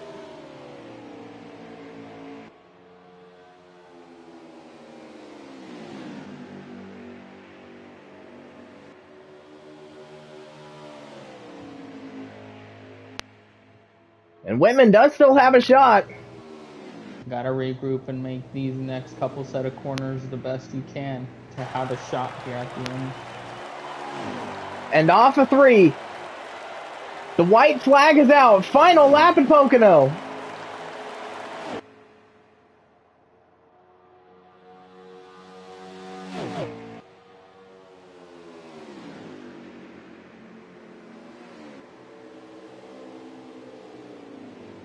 And Whitman taking the higher line. That might cost him. Gonna get a good run here. He's been able to beat Tegan the last couple of laps here in the tunnel turn. That's really where he closes the gap. But he has to make this tunnel turn perfect.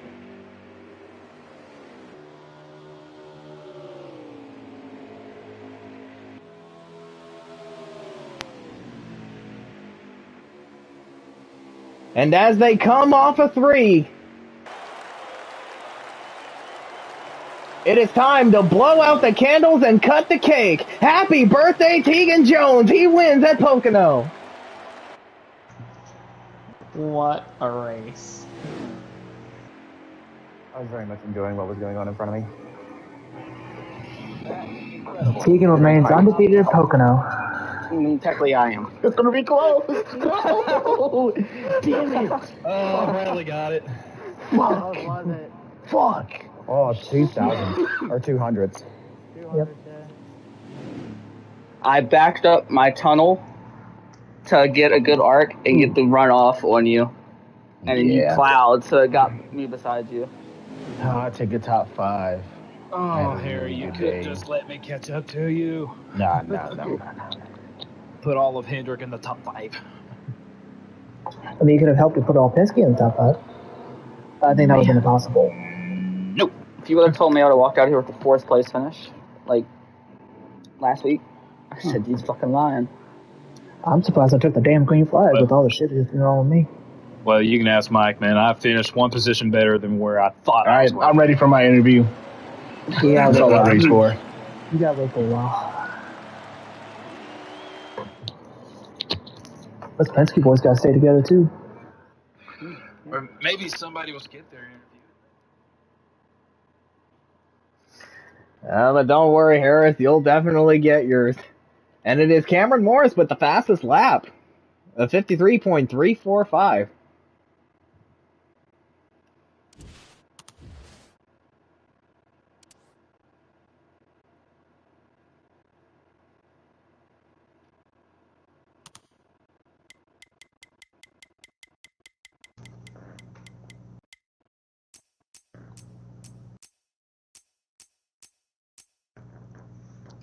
And so let us get race winner Tegan Jones in here, because I bet you he has something to say.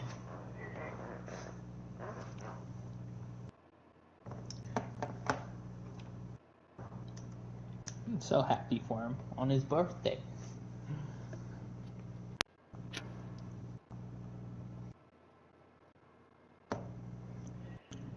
And there is your race winner, Tegan Jones.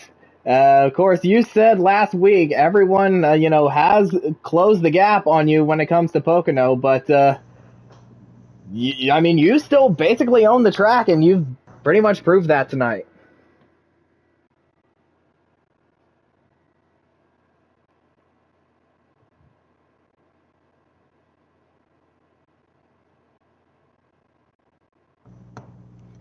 And I believe his mic is off, even though he is in the party. Sorry. Oh, there you are. Not bad.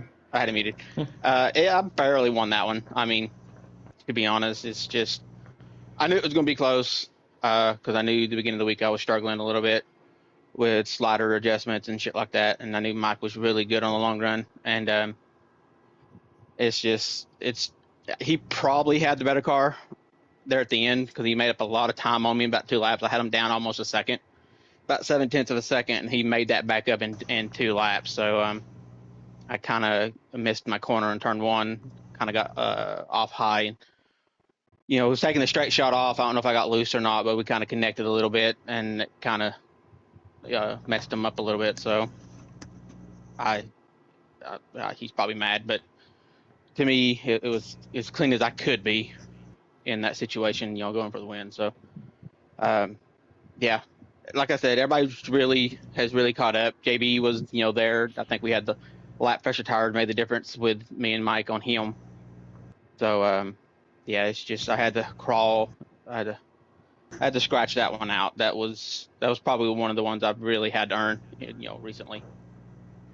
And yeah, that was certainly the hardest that you've had to work in order to get a win at Pocono. But earlier on in the race, you did run into a little bit of trouble, overcorrecting in turn one. But then I believe it was shortly after the stage ended, like you made that very daring 4-wide move into turn one to grab the lead. So was that basically what won you the race? It gave me the track position. It's getting to where you can't run behind people for too long, even on low draft. It just makes your car loose, and it don't matter what slider you're on at this track, your car gets loose on the long run. Even though it may plow, it goes to dog shit in like the last 5 laps of a run. You can be on slider 1, it doesn't matter. So you kind of want the clean air. I wish we had went green from that one run, because there was, we were pretty much separated a couple runs from the other guys. And, but, the 3 best cars, I think, got separated again on that last run, green flag run we had. So I think the 3 guys that had the better cars were going for it. And, yeah, you just, sometimes you got to take those runs when you can. I had them took on me tonight pretty early. So I decided I was going to take them as soon as I, had the opportunity.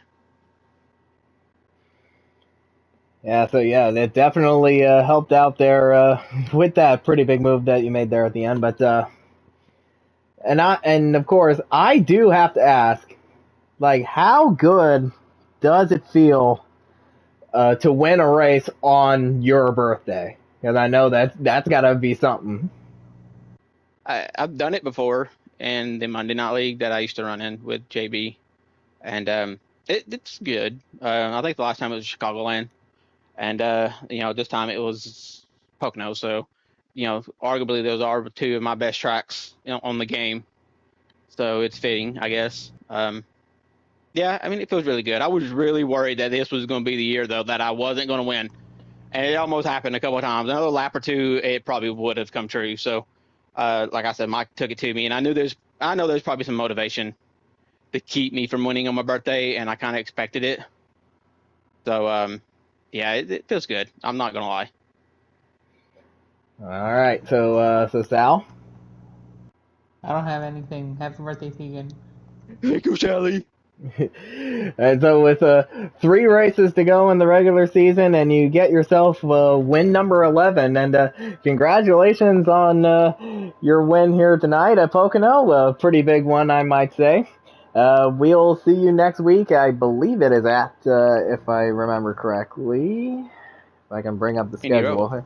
Oh yeah, that's right, the Indy Roval. So yeah, so we'll see you next week at the Indy Roval, and yeah, happy birthday. You got yourself a pretty big win. Thanks for commentating tonight, guys. Yeah, absolutely.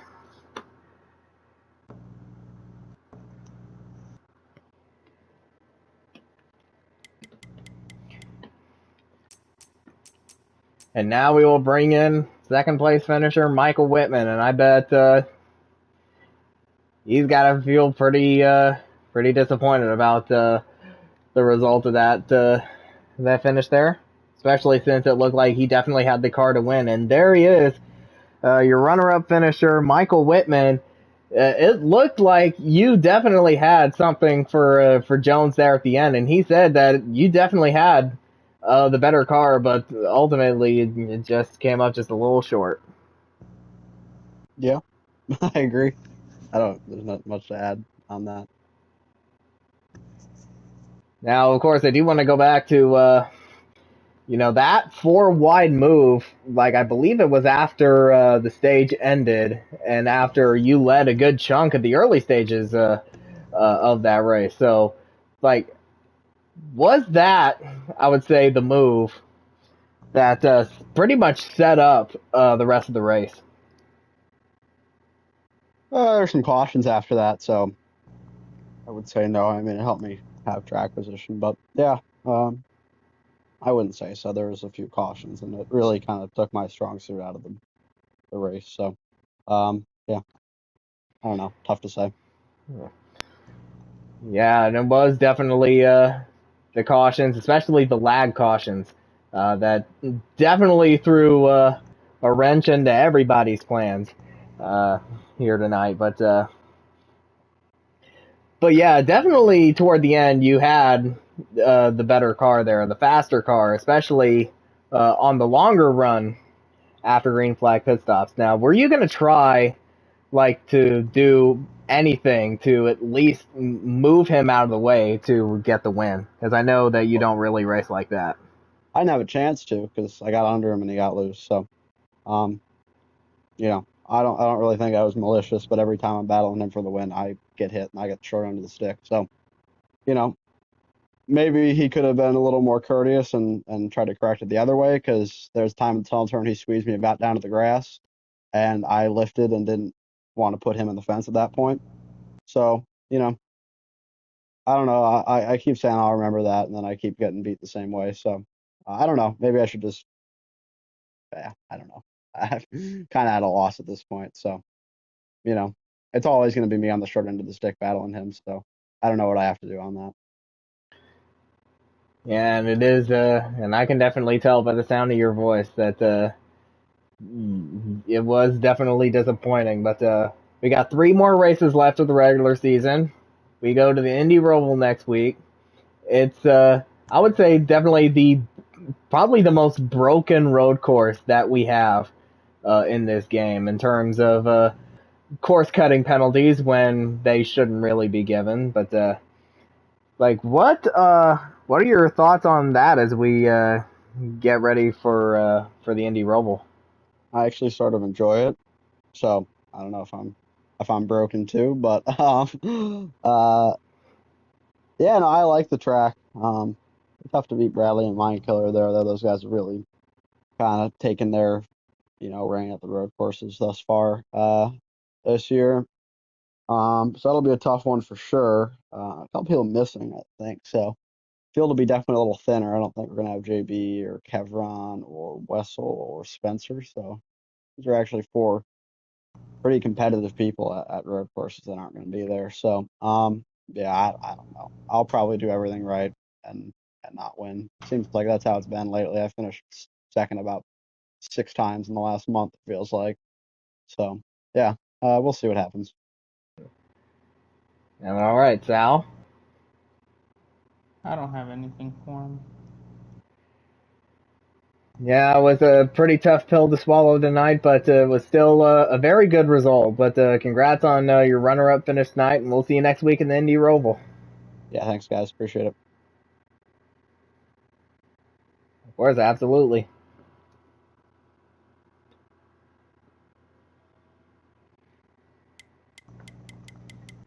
So now, we will bring in Jarrett Haw, because it looked like he, too, had a shot to win there at the end, especially with him pushing Mike on that run before the final pit stop. But, of course, he just missed time. But ultimately, he went in 1 lap too soon. But and there he is, your 3rd place finisher, Jared Haw. Like your teammate Michael Whitman, you had the car that was fast enough to compete with Tegan, but that final pit stop, you just went in too early, and it was to your detriment.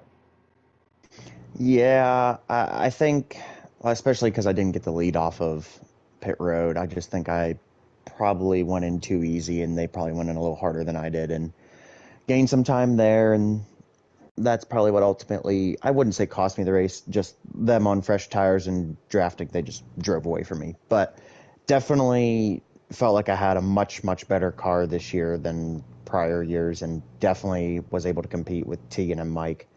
I think us 3 were pretty close. I think Tegan was probably looser than Mike and I, which hurt him on a long run. But I think there on that last stop, he made the right adjustment just to be able to keep it out in front of Mike long enough. I think Mike probably did have the better car there at the very end, but it's just one of those deals. It's one of Tegan's playgrounds, and he had the lead and just basically had to hold on to it.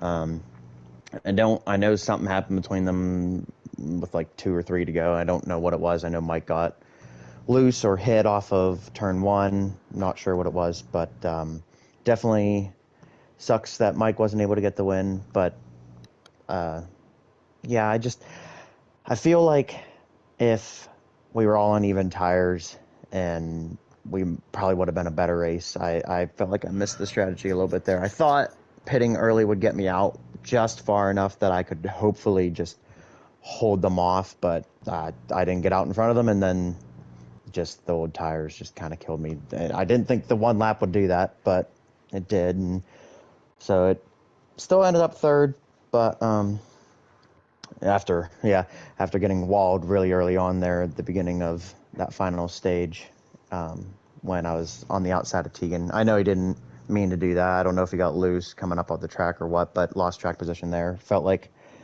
I could have done better, been maybe more, if I could have got to the lead, maybe held it a little better. I don't know, but well, it was still a good run, and was just actually happy to compete with Tegan at his best track.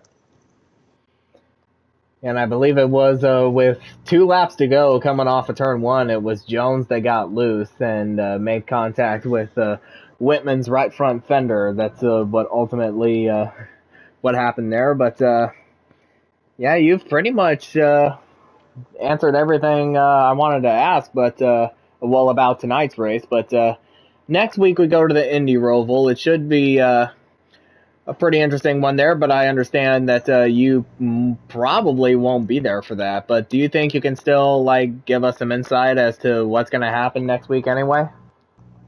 Yeah, I will unfortunately not be here. I will be in Pocono in the actual race and won't be able to get home in time. But I think it'll be probably a pretty interesting race. I think I don't remember what's happened the last couple of years, because somehow magically every time I end up missing a race, this is the race I miss.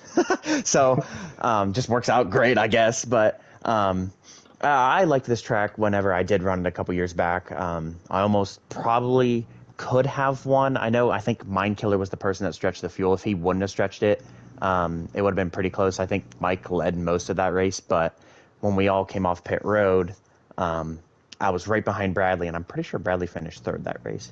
And I was right behind him catching him, and then there was a slow lap car that kind of got in my way and off of one of the corners, and I ended up hitting the back of him and gave me a bunch of damage, so pulled me back from that. But I think your normal key players of road courses will all be fast. You got Bradley, Mind Killer, Mike, Spencer, all usually really fast, and even Tegan on certain road courses, he's really fast. Just kind of depends on which one it is for him. I can't remember which one was it bad? Was it Sonoma this year? Sonoma, he was struggling, but honestly, it'll probably be a 5-6 horse race, but it'll definitely be interesting with all the course penalties and everything. We'll see who can come out on top. Yeah, especially with the track that is completely busted when it comes to those course cutting penalties. But Sal? I do not have anything.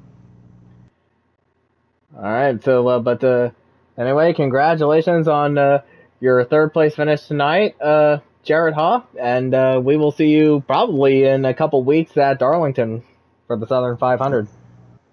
Yes, sir. Thank you guys for broadcasting. All right.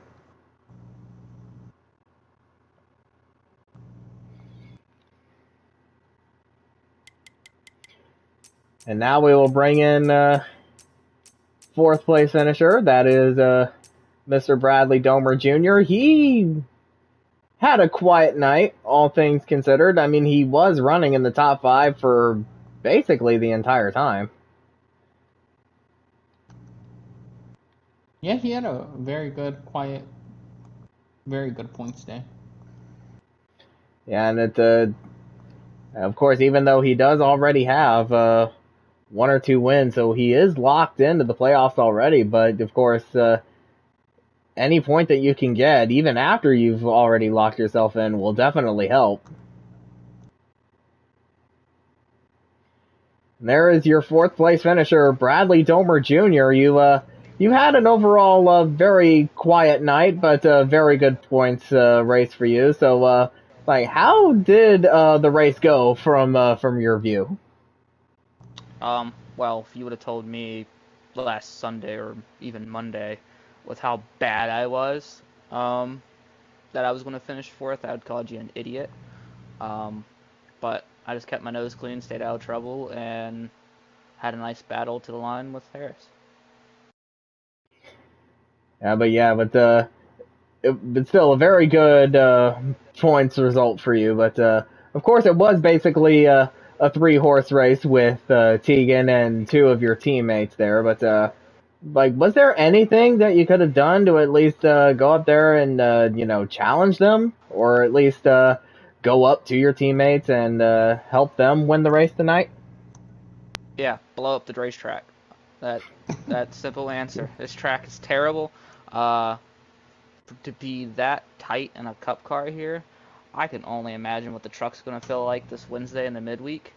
I've never felt so tight in a cup car before. And yet the right front, every time we would pit, would be the best tire. The right rear would be destroyed, the right front would be better, and even the left sides were lower than the right front. So I don't know what's wrong with the coating of this track in this game, but this track is absolutely terrible in this game. Yeah, but now that you mentioned the midweek race, I'm basically shitting bricks right now because I have absolutely no idea what I'm going to do with the trucks at Pocono on Wednesday. But looking ahead to the Indy Roval next week, it is a road course, which definitely suits you very well. But I believe it was the playoff race last year where you came up just short behind Michael Fox, who ended up winning that race. So, do you have the game plan for next week in order to go out there and win it? Yeah, I don't make the mistake I made last year while leading and completely blowing turn 1. Because then I would have never been back where I was. Wouldn't have been behind the 22 car or whatever he drove last year. I can't remember. He just moved to the 22 car this year. But I wouldn't have been behind him. So don't blow turn 1 while leading. That's a simple question. I've finished 2nd to Fox here 2 times.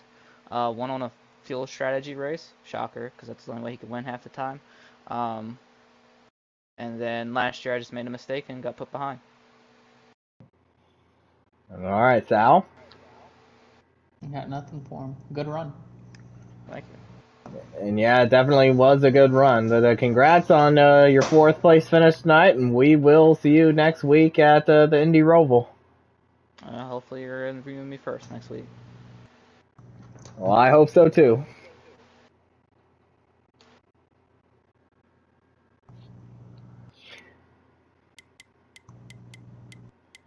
All right, and I think it is now time for Joshua Harris to get in here and speak his piece.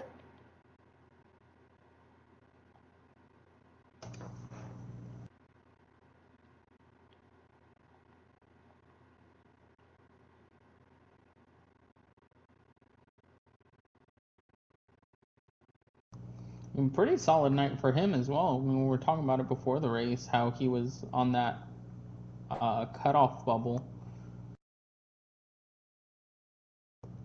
Now, I'm sure he definitely has something to say about that, especially since he should be feeling a lot better about his playoff situation now. But there he is, your 5th place finisher, Joshua Harris. A very good points night for you, and that will definitely help you out in regards to your standings in the playoff grid.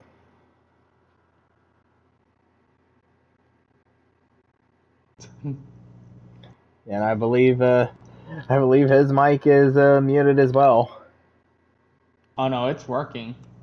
Oh, you can't voice chat with Harris Flex due to a network error. Oh no. Helped me in the playoff standings. It helps really nice, if you like one of those drivers that's battling, like who I'm battling now, me, S'mores, Spencer might fall out now.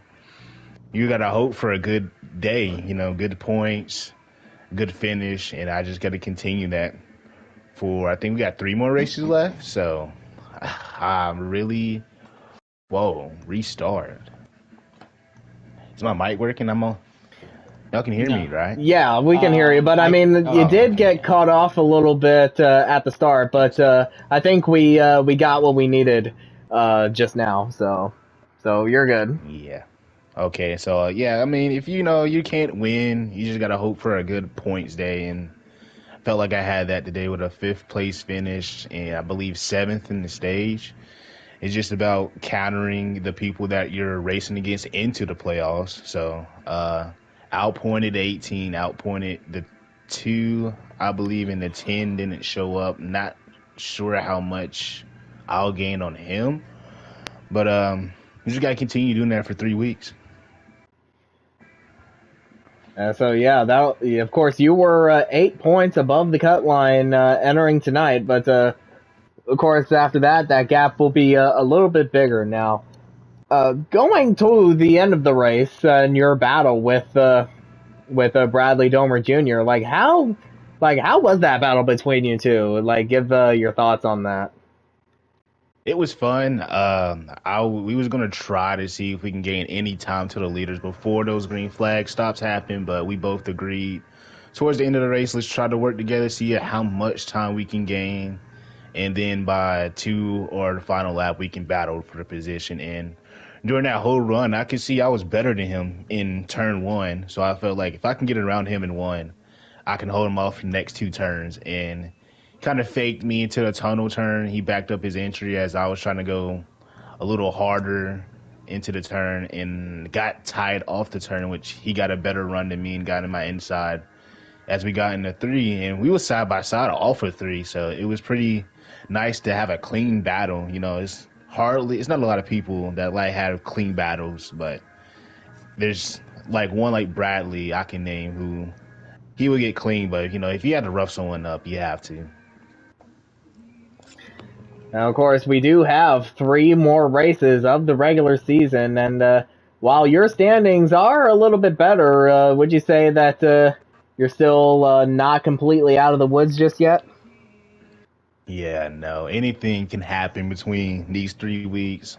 I'm not a road course racer, so I'm not excited for Indy road course.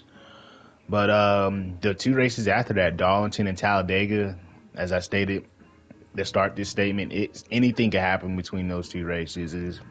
I'll go into the mindset trying to beat the people that I need to beat going into the playoffs. So if I can have a good day, beating the 2 and the 18, and hope the 41 doesn't win, I feel like my playoff chances are really high. All right, Sal. I got nothing for him. Congratulations. Hi, Sally. Hi, Aries. Yeah, well, your playoff standings definitely look better after tonight, but congrats on your 5th place finish here tonight at Pocono, and we'll see you next week at the Indy Roval. Thank you. Good job in the booth, fellas. Yeah, thank you, Harris. No problem.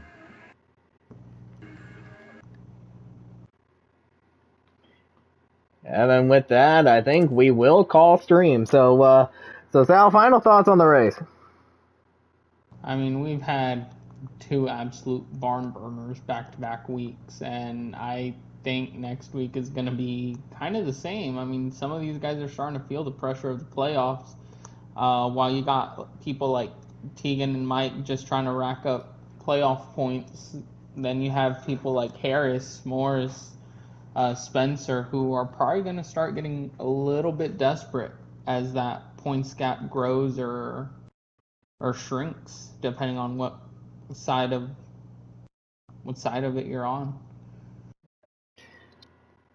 Yeah, and that cutoff line is looking even more spicy after tonight. But after some pretty great battles and some lag cautions and some strategy being played between the top three at the end, ultimately it was birthday boy Tegan Jones getting himself his 11th win of the season and yet another one at Pocono. But of course, CFRL isn't done with Pocono just yet, as of course on Wednesday night, the midweek guys are going to be going truck racing there as well. So should be very interesting there, considering that, the trucks are basically tanks around a poorly coated Pocono.